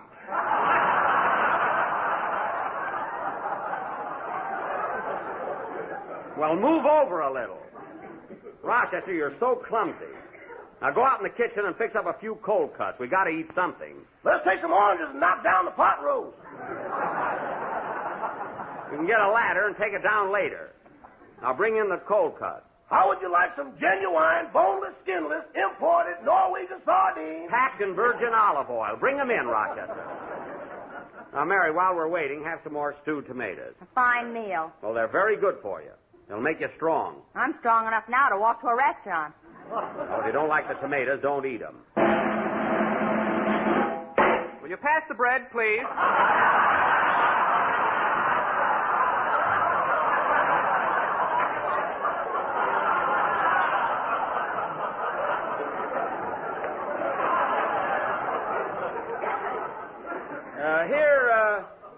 Here you are, Mr. Billingsley. Would you like some butter, too? I've never been there, but I hear it's lovely. Yes. What? Gee, that doesn't make any sense at all. Say, Mary, I've got an idea. Why don't we go to the movie and then eat later? Oh, Jack, I don't want to see Love Thy Neighbor again. Getting so now, I can't even laugh at your love scene with Mary Martin. You're not supposed to laugh at that. Hey, Rochester, we're going to a movie, so never mind those sardines. I already opened them. Oh. Well, you can eat them. I made some fried chicken for myself. What? Rochester, this is only Friday, and I told you we're not having that chicken until Sunday. I'm having some people over at the house. The way it's been raining lately, the house might not be here Sunday.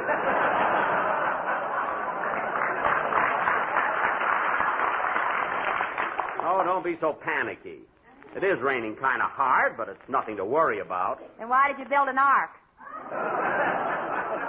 I've got to have a hobby, don't I? Anyway, to hear you two talk, I think it was a regular flood or something. Well, all I know is the milkman arrived on a surfboard this morning. That's Mr. Kahanamoku. He's a Hawaiian.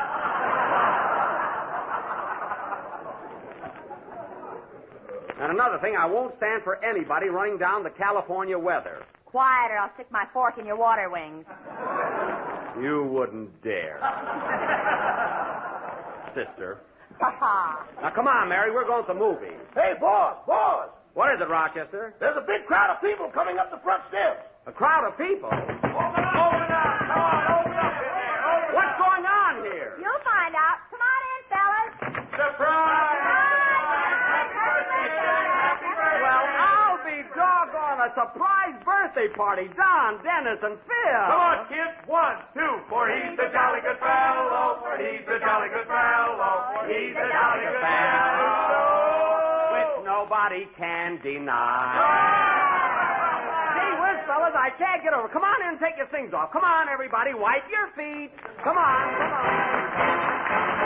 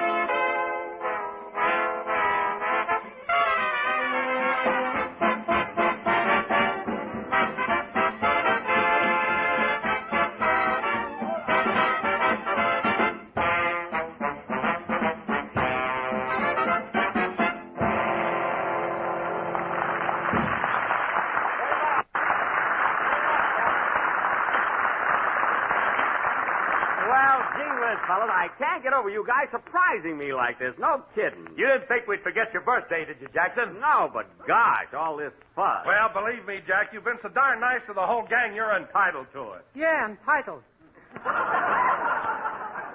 Gee, I don't know what to say. I'm all choked up. This is really the last thing in the world I expected. You know, I was just sitting here getting ready to go to a movie, not even thinking about little me having a birthday party, and then you all barged in. Gee. Look, fellas, I'll just run down and see my picture and be back in 84 minutes. Come back here.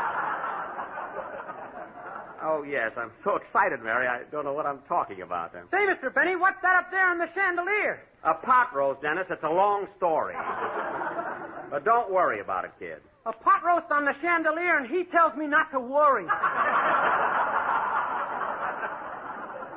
Forget it, will you? I'll have Rochester take it down a few minutes and make sandwiches. I just sent him to the store to buy some food. Oh. Did you give him any money? Uh-huh. I took $3 out of the sugar bowl. Mary, the sugar bowl is for laundry. If you want to buy groceries, you take the money out of the cookie jar. I tried to, and a cobra stuck his head out. That's my East Indian burglar alarm. Say, Don, what's that you're hiding behind your back? Well, Jack, Mary, Dennis, Phil, and myself all chipped in and bought you a birthday present. And believe me, Jack, it comes right from the heart. A present? Doggone you guys. You'll have me bawling in a minute. You give it to me, I'll unwrap it. Hold it, Jackson. A speech goes with this, and I'm going to make it. Well, Mr. Benny, ladies and gentlemen, and members of the Minneapolis Chamber of Commerce. Minneapolis Chamber of Commerce? I copied this out of a book. Forget that part. Okay, go ahead. It is with great pride, or make it pride. Yeah, it is make with it great pride. and pleasure that I and my fellow colleagues, Polly, go ahead. yes, present you with this beautiful gift as a token of our loyalty, devotion, and gastronomical appreciation. Here you are, Jackson. Here it is. Open it up.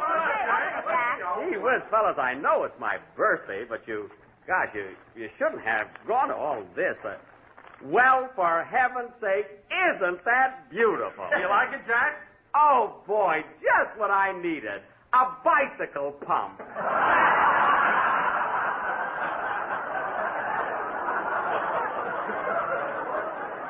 Gee, with a hose and all. Which one of you heels suggested it? Well, we didn't know what to buy you, Jackson. You've got everything. Everything but a bicycle pump. Now I've got that. Oh, well. Thanks anyway, fellas. I'll wear it in good health. Rochester, there's someone at the door. I told you he went out for the groceries. Oh, yes, I'll answer.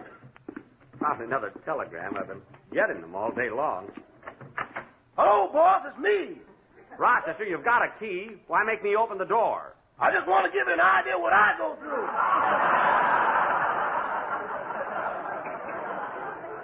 Too bad about you. What'd you bring from the market? Well, I got some limes and lemons and grape juice for the punch. For the punch? Well, what are we going to have to eat? Boss, with the punch I make, people have been known to go for days without eating. Well, we still have to have food. And if you can't find anything in the kitchen, run next door to Mr. Ronald Coleman. This is the day his cook makes popovers. Okay. Say, fellas, we'll have something to eat in a little while. In the meantime, let's play games or something. I'll call up some chorus girls and we'll play post office. That's all we need, chorus girls and no food. Say, I'll tell you what, fellas. How about playing blind man's buff? Oh, that sounds good. All right, now look it. I'll be the blind man. Who's got a handkerchief? Just take off your glasses and we're all set. Oh, stop, will you? Have you got a handkerchief, Don? Well, I know a better game, Jack. Let's play Jell-O. Oh, fine. How do you play it? Well, I'll take a lot of boxes of Jell-O and hide them all over the house. Uh-huh. And the first one that finds all 6 delicious flavors, strawberry, raspberry, cherry, orange, lemon, and lime, Yeah? wins a $10 prize. Say, that's a swell game. Yeah. Hey, wait a minute, Don. Who puts up the $10?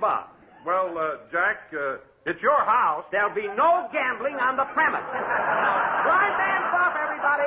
Come on. Blindfold me, somebody. Take it easy, Jackson. The last time we played this game, it took us 2 hours to get your head out of the goldfish bowl. Oh, that's right. I know a swell game, Mr. Benny. It's called Clap Hands. What's that? Well, you folks sit down, I'll sing a song, and when it's all over, you all clap hands.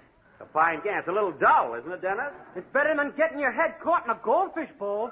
Well, maybe you're right. Sit down, everybody. Dennis is going to sing for us. I want to play that game where I can win $10. Well, go on a quiz program and don't bother us. Go ahead, Dennis. Sing something. Rochester, there's someone at the door. Maybe it's me again. Answer that door. Sing, Dennis. He's the laziest person I ever met.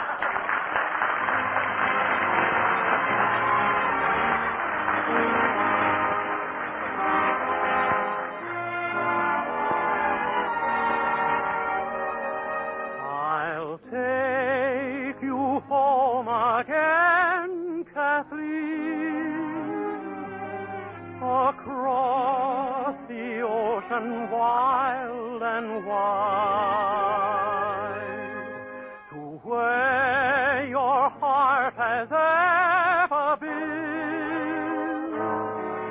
Since first you were my bonny bride,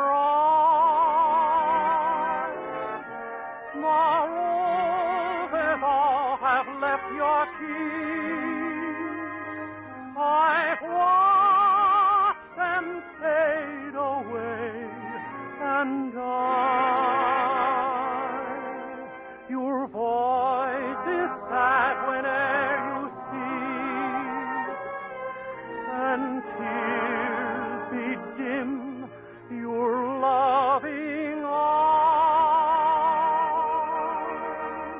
Oh, I will take you back, Kathleen, to where your heart will feel no pain, and when the fields are fresh and green,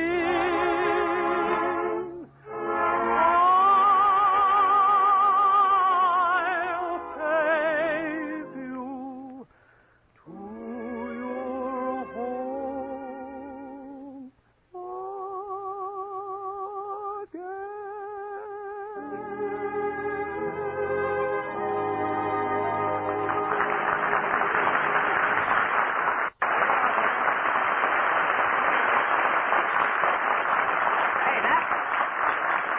Swell game, Dennis. Let's do it again Sunday on the program. Who was at the door, Rochester? It was a special delivery, boss. I gave it to Miss Livingston. Oh. Did you give the boy a tip? How could I? You keep the tip money in the glue pot. Well, I would have reimbursed you later. What's the letter, Mary? It's a comic Valentine from New York. New York, eh? Well, I have a pretty good idea who it's from.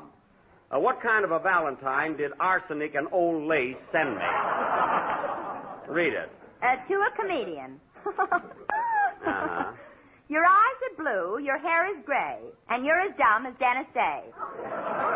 That's very funny. Yeah, very. Wait till Alan gets the Valentine I sent him. Somebody at the door, Rochester. How do you know I'm back from Mr. Coleman? I see you standing there. Now stop eating those popovers and answer the door. Okay. Doors. I'd like to get a job working in a barrel. That's just silly. What could he do in a barrel? Always grumbling.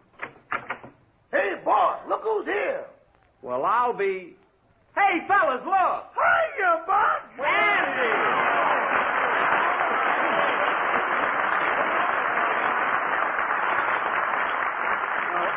Divine, we haven't seen you in 6 months. How did you happen to drop in? Well, Buck, I heard it was your birthday, so I thought I'd come over and surprise you. And you certainly did. How old are you, Buck? Well, Andy, I'll never see 36 again. Even on a clear day.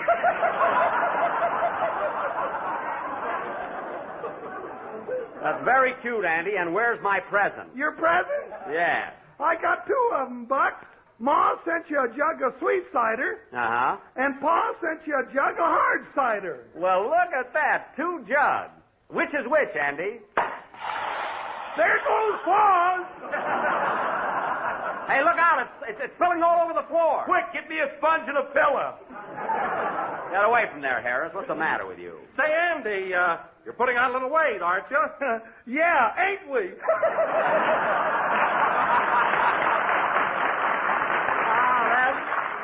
That's settled, Andy. You're pretty sharp tonight. Sit down at the table, everybody. The food's ready. Take it easy. The plates are all fixed.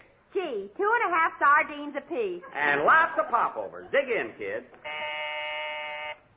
There's someone at the door, Rochester. I'm busy, boy. Answer that door.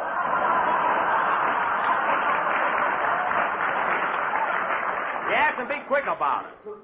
Well, Andy, I'm sure glad you dropped in. I had no idea that you'd remember my birthday. As a matter of fact, I didn't know. Good evening. Come right in, Mr. Marshall. Yikes! Holy smoke, it's Herbie. Hello, everybody. Happy birthday, Jack. Well, thanks.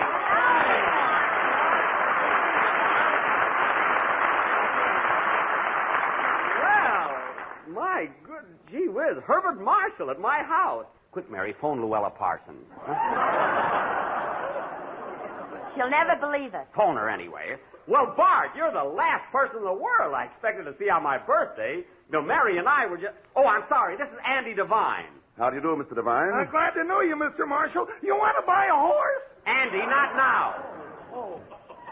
Jeez, as I started to say, Bart, Mary and I were just sitting here, not even thinking of having company on my birthday. Stop looking at the package in his hand.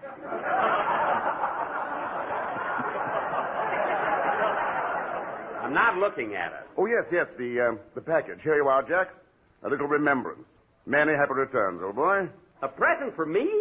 Well, gee, I feel like a darn fool. I didn't get a thing for you, you know. This is your birthday, not Christmas. Oh, yeah. What am I thinking of? Hey, Dennis, get Mr. Marshall a chair. Gee, I'm all thumbs opening this package. Here's a chair for you, Hubert. Thanks, Dennis. Yeah, I can't seem to get the string untied. Stop shaking. Well, I'm so anxious. My name is Billingsley, Mr. Marshall.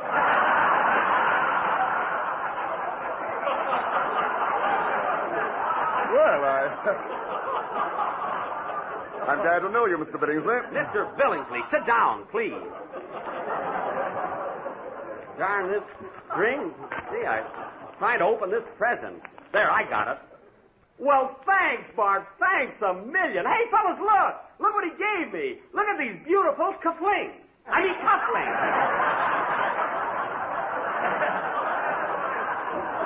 Guys. Oh, look, God, gee, 14 carats. Cheapers, he looked already. Well, they're beautiful. By the way, Bart, what's in that other box? That's a gardenia. I brought it for Mary. Well. He's just like all the other fellas. He starts out with orchids, and now I'm down to a gardenia. Quiet. Very good, Mary. Been better if she hadn't muffed it, Bart.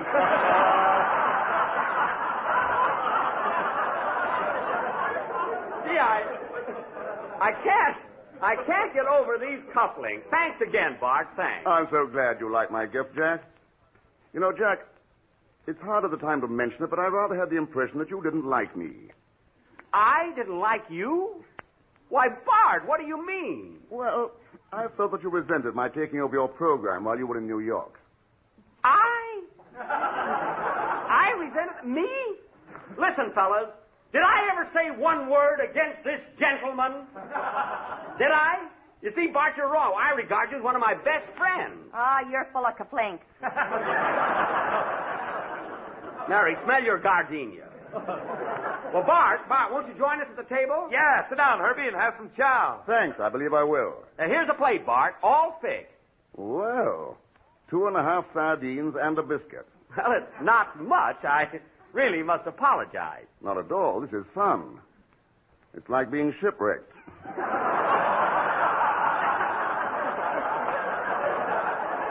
Well, that's what we're having, a shipwreck party, you know? Yes, sir. Won't you have some of this punch, Bart? It's very good. Yes, have a cup, Bart. My, what a beautiful punch bowl. Yes, it is.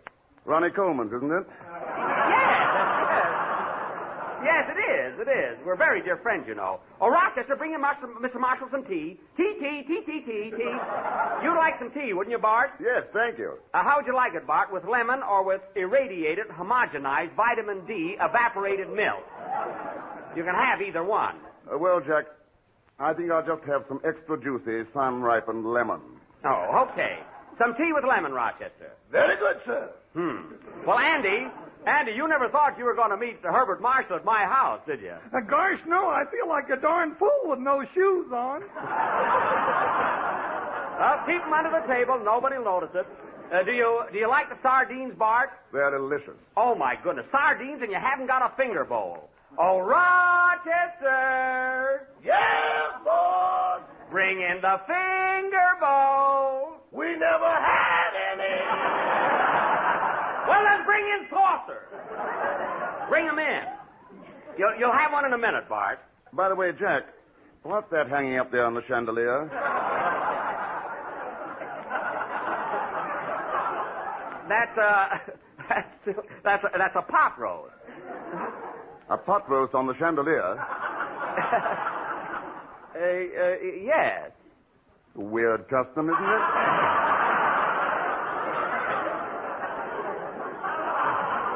Oh, it's not a custom, it's an accident. You see, Bart, I know it sounds fantastic, but the pot roast bounced up there, you know?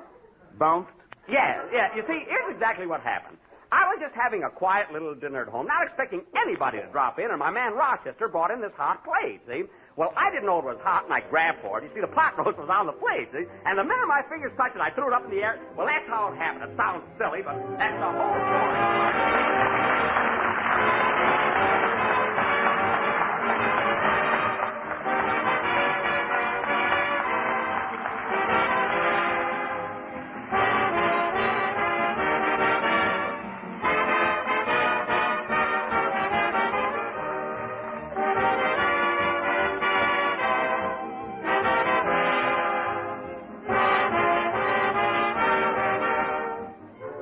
When you send in 10 cents for the new desserts recipe book, what does it buy you?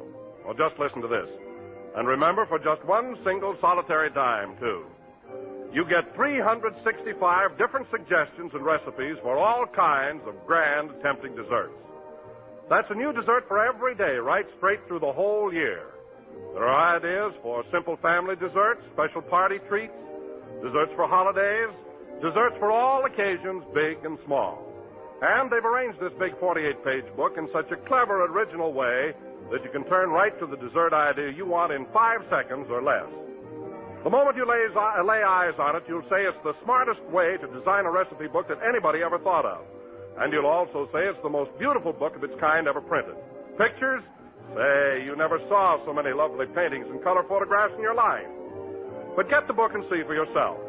Place a dime in coin or stamps in an envelope and send your name and address and mail it to Don Wilson, care of General Foods, Battle Creek, Michigan. That's right, just 10 cents, and the address is Don Wilson, care of General Foods, Battle Creek, Michigan. Do it tonight.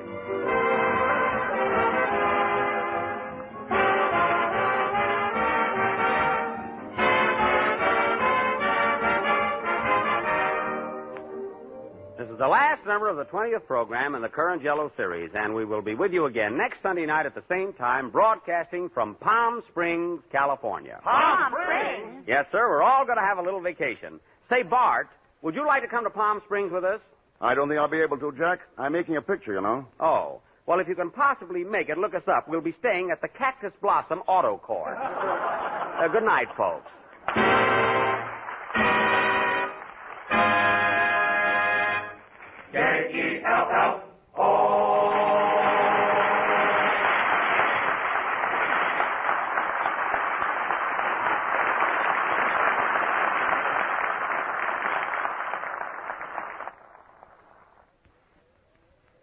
S-A-N-K-A, Sanka. That's the name to write in your memory book, ladies and gentlemen. S-A-N-K-A, Sanka. That's the name to say to your grocer, because Sanka is real coffee. It has a rich, delectable flavor. And it protects sleep, because it never prevents sleep. It's had the sleep-disturbing caffeine removed, so anybody can drink delicious Sanka coffee and sleep. Sanka Coffee presents We the People over another network every Tuesday night. This is the National Broadcasting Company. J-E-L-L-O. The Jell-O program brought to you by Jell-O and Jell-O Pudding, starring Jack Benny, with Mary Livingston, Phil Harris, Dennis Day, Rochester, and yours truly, Don Wilson. The orchestra opens the program with Marine's Hymn.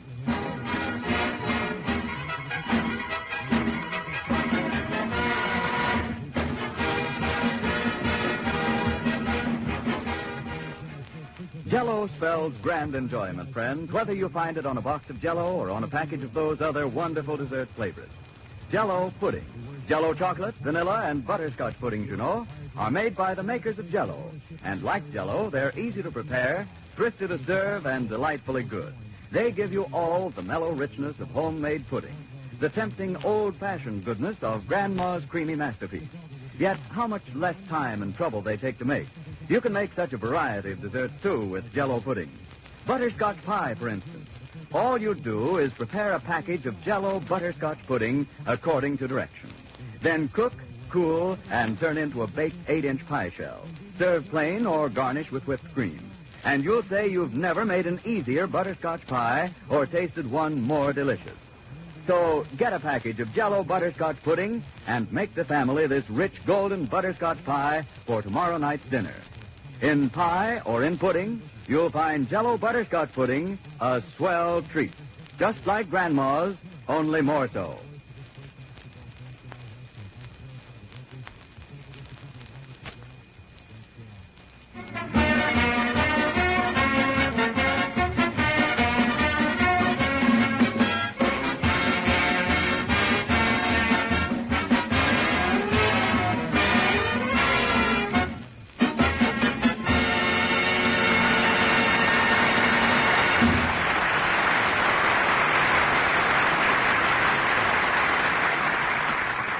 Was Marine's Hymn played by the orchestra.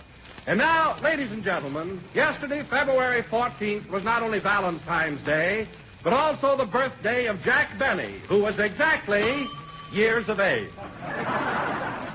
So, let us show you what happened. The time, 7 o'clock last night. The place, Jack's home in Beverly Hills. Take it away. My mama done told me when I was in knee pants, my mama done told me, son, a woman will sweet talk and give you... Gee, it's my birthday, and I don't know what to do tonight. Why don't you go to a movie, boss? That's an idea. Let's see. I'll look in the paper and see what's playing around. A woman will sweet talk and give you a big eye. But when the sweet talking's done... Maybe there's a bank night someplace. No, not on Saturday. Now, let's see. A woman's a two-faced, worrisome thing to leave you to sing the blues in the night. Gosh, I don't know where to go. Now the rains are falling here, the train a calling, boo-wee. My mama done told me. Here, that lonesome... Say, here's a movie I could see. I could see Ball of Fire. Yeah, Miss Barbara Stanley's in that. Oh, yes. I saw her in the Brown Derby today, and she walked right by me. Well, what other picture can I see? Hear that lonesome whistle blowing across the trestle. Hoo-wee!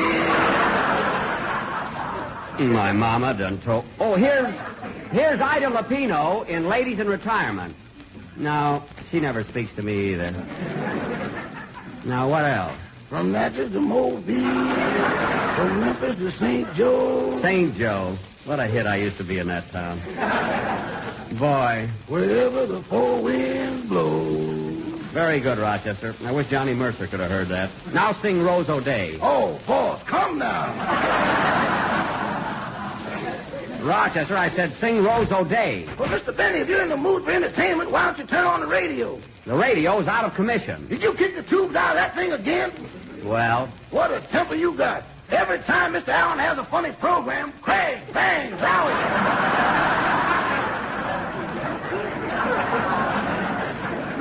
Listen, Rochester, Fred Allen hasn't had a funny program since the night his pants fell down and he had Portland's underwear on. They live in a very dark room, you know. Oh, say, here's a swell double feature tonight at the Bijou. Gary Cooper and Sergeant York, and Jack Benny and Charlie's Aunt. I think I'll go there. But, Mr. Benny, you've seen Charlie's Aunt over 20 times. I've never seen it at the Bijou.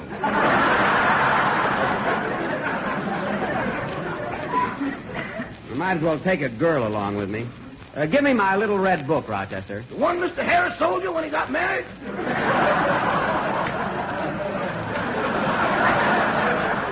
No, my red book. The one I've always had. Oh, the thin one.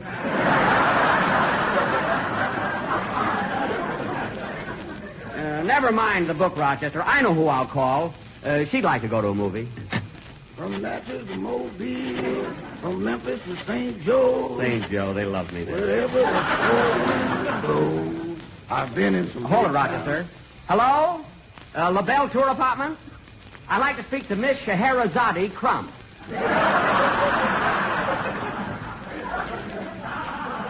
Yes, please. I've been in some big rooms and her... Hello? Hello, Scheher? This is Jack. Jack Benny, Blue Eyes. Say, honey, how would you like to see Gary Cooper and Sergeant York tonight? The other feature, Charlie's Aunt. Okay, some other time. So long, Scheher. I don't blame her. She's seen it so often, you know. Oh, well, I'll go to a movie alone. On your birthday, boss? Why don't you call that girl you took roller skating last week? Oh, yes, Thelma Stronach. She might be home now, yeah. From Natchez to Mobile, from Memphis to St. Joe. St. Joe, I can still hear that applause. Wherever the four winds blow. Hold it. Hello? Say, Thelma, how'd you like to go to a movie tonight? Oh, goodbye. Didn't she want to go, boss? How do I know? A man answered.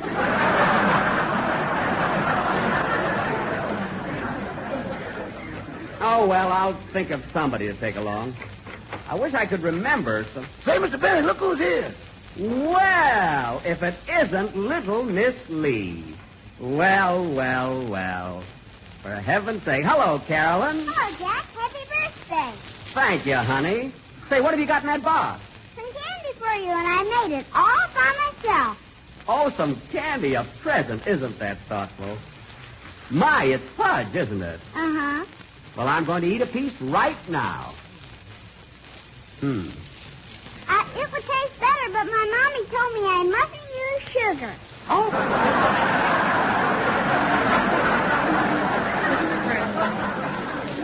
Well, it certainly is delicious.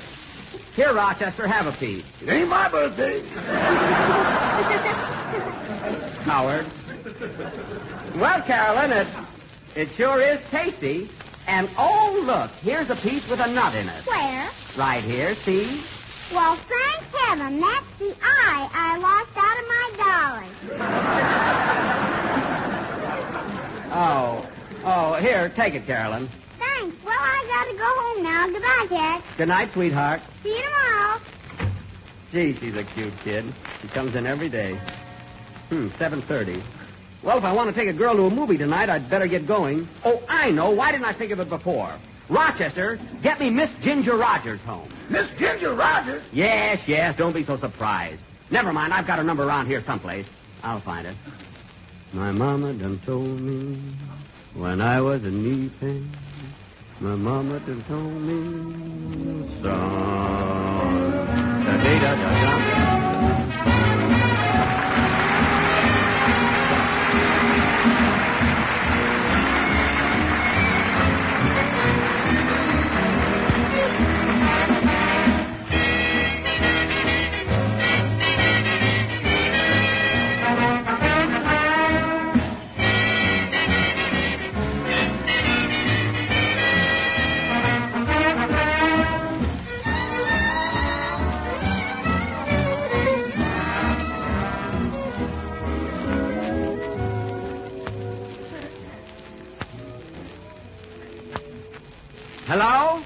Hello, is this Ginger Rogers' house?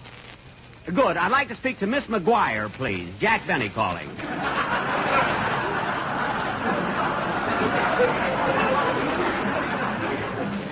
I said, Miss McGuire.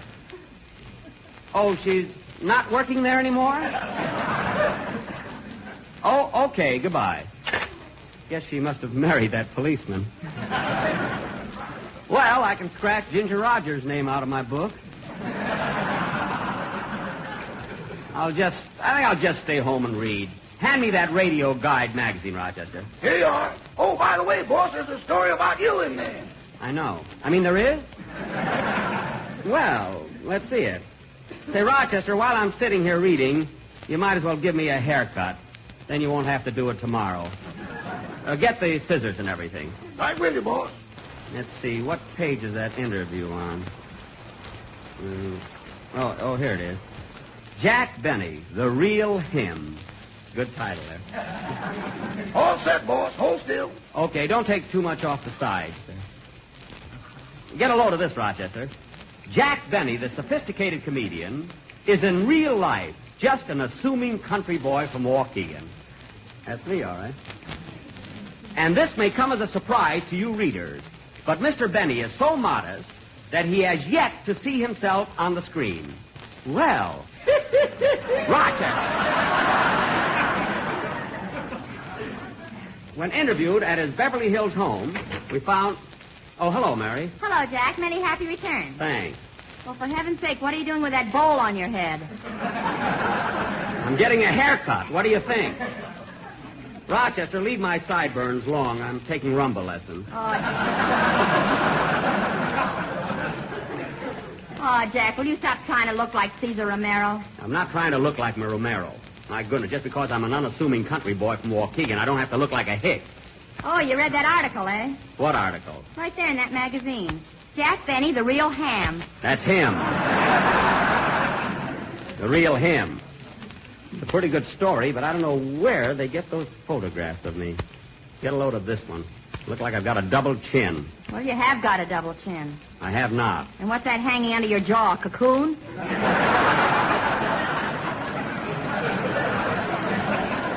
No, it's not a cocoon. All I say is, woo, woo. Say, Rochester, woo. Rochester, there's something tickling me on top of my head. What is it? Wait a minute, boss.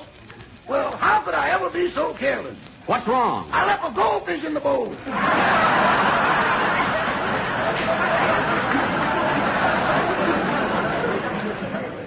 A goldfish? Well, get him out. Take the bowl off. If I do that, I'll lose my place.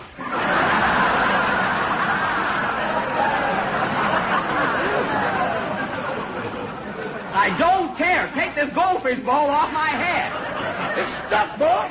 Stuck? Well, take the handle of the scissors and tap it a little. Yes, sir. Well, you did it. Are you happy? Now, where'd that goldfish go? Never mind the goldfish. Finish cutting my hair.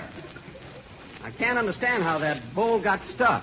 I can. Every time you read an article about yourself, your head swells 2 inches. That all depends on whether the article is good or bad, Miss Livingston. Hurry up, Rochester. I want to go to a movie. A movie?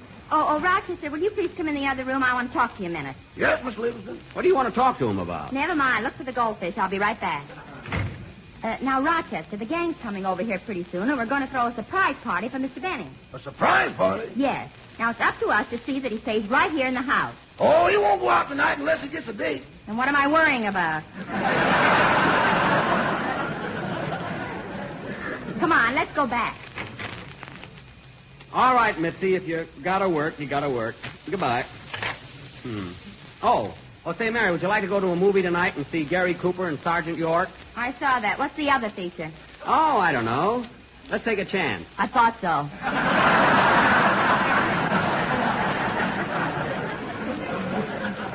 Well, it's a swell double bill. Are you all through with my haircut, Rochester? Yes, sir. Good. Now, just put a little bay rum on so I'll smell sweet. Uh-oh. Rochester, what became of the bay rum? The which? The bay rum. Where is it? Well, the bay is in San Francisco. I don't know what happened to the rum.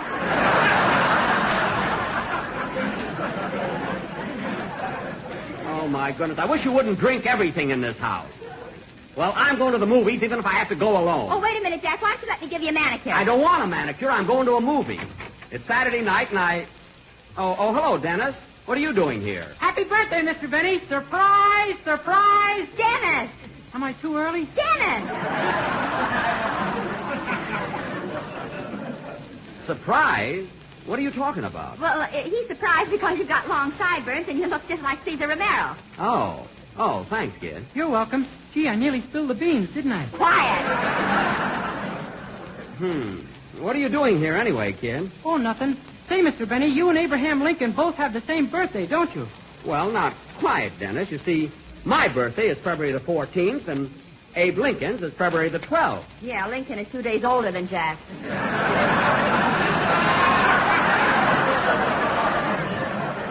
Mary, we weren't born in the same year. In fact, I barely remember him.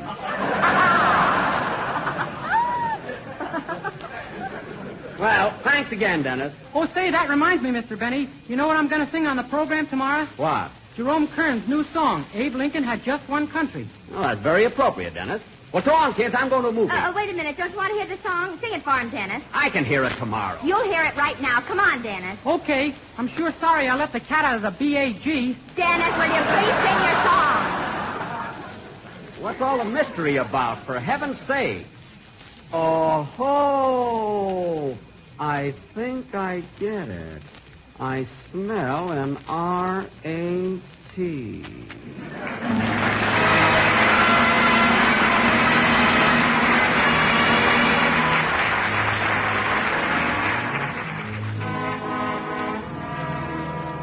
Take a lesson from old Abe Lincoln in times of stormy weather.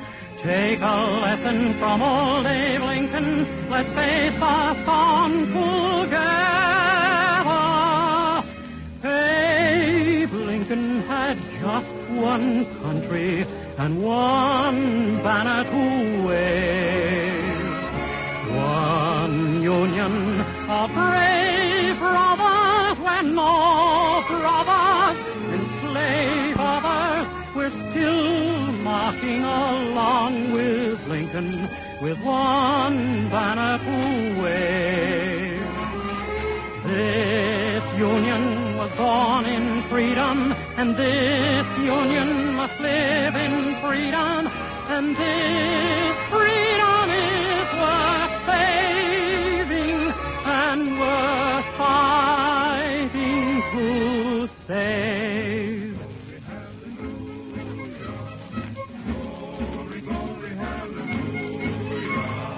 Glory, glory, hallelujah. His truth is marching, still marching along with Lincoln, with one banner to wave.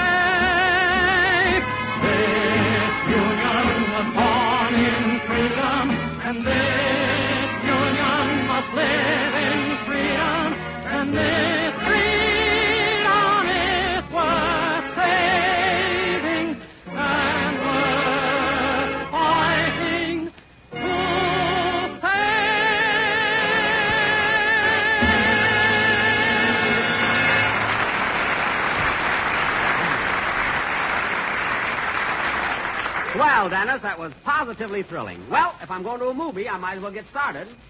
Or maybe I should stay at home in case anybody drops in. Yeah, let's stay here and play bridge. I don't feel like bridge. What else can we play? Might I suggest